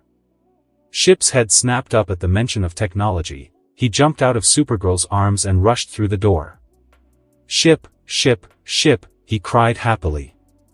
Hey, Ship, come back here. Ben ran after his friend, followed by the rest of the heroes, all of whom were laughing, save for Batman. Just a moment, Supergirl, said Verdona. Supergirl, who was the last one out, turned. Yes? Do you suppose that I could speak with you for a moment? Supergirl shrugged. I guess so. Verdona smiled and sat in a chair, gesturing for Supergirl to do the same with an adjoining seat. After they got comfortable, Verdona leaned in close. So, how long have you been dating my grandson? Supergirl reeled back. How did you? Verdona laughed. Oh, a grandmother knows these things, my dear. Then she shrugged. Plus, I could sense the emotions the two of you have regarding each other. Though I must say, I've never seen a human like you before. That's because I'm not human, explained Supergirl. I'm Kryptonian, we just happen to look exactly like humans. Huh, said Verdona, that's weird. Evolution took a bit of a lazy turn with that, I guess. Hey. Oh, relax, dear, I'm only teasing. Verdona's face grew serious. But you didn't answer my question. Oh, right. Kara straightened her back. Almost 2 months. Verdona nodded. I can tell that he's happy, as are you. She looked Kara in the eye for a moment before giving her a gentle hug. Thank you. She whispered. Kara was confused. For what? I spoke to Julie several times before she died, explained Verdona as she let go, and from what I could tell, she and Ben were very much in love. For her to be taken away like that. Well, I had decades with Ben's grandfather, while Ben only had 3 years. I'm just glad that he was able to find that kind of love again. Kara smiled. I'm just glad that he's feeling better. Verdona shook her head. It was more than just helping him feel better. You saved him, my dear, even if neither of you realize it. For that, and for filling my grandson's heart with love, you have my deepest thanks. The conversation was interrupted when Ben came back into the room, carrying Ship. Sorry, said Ben. Ship decided to merge with a refrigerator in the cafeteria and was spitting defrosting chicken at people. Ship, said Ship, pleased with himself. You know, you don't have to throw things at people, you should know that's rude, admonished Ben. Even though he didn't have a very expressive face, Ship seemed to be sticking his non-existent tongue at Ben. Ben rolled his eyes before turning to the two women. So, what did I miss? He asked. Oh, nothing, said Kara, just some girl talk. Then she wrapped her arms around Ben's neck and gave him a long kiss. Ship? Ship asked Verdona. Oh, hush, you, she replied. This is cute. After another few seconds, Kara broke off the kiss. She walked out the door, but not before giving Ben a wink. Ship, having squirmed out of Ben's arms, followed his new friend. Ben, having temporarily lost the gift of coherent thought, merely said, Verdona placed a hand on Ben's shoulder. She's a good one. Ben nodded. Yeah, she is. I'm happy for you, Ben. Verdona gave her grandson another one-armed hug. It's not often that someone finds true love twice in one life. Then she released him. Well, it's been a blast, but I really must be going. What? Asked Ben. But you just got here. Verdona sighed. Ben, I have responsibilities back home, even if they are self-appointed ones, and I can't let go of them. Don't worry though, I'll visit as often as I can. While I'm back in our universe, I'll check on Earth. I'll see how things are going since you left. Ben smiled. Thanks, Grandma. With a flash of violet light, Verdona vanished. Ben pulled the mana crystal out of his pocket and stared at it for a moment before Superman's voice emerged from a nearby communication panel. Ben, ship just found his way into the Javelin Bay, and... Ben's head snapped up. Got it, I'm on my way. He turned into XLR-8 and rushed off, a smile underneath his visor. Things just kept getting better and better.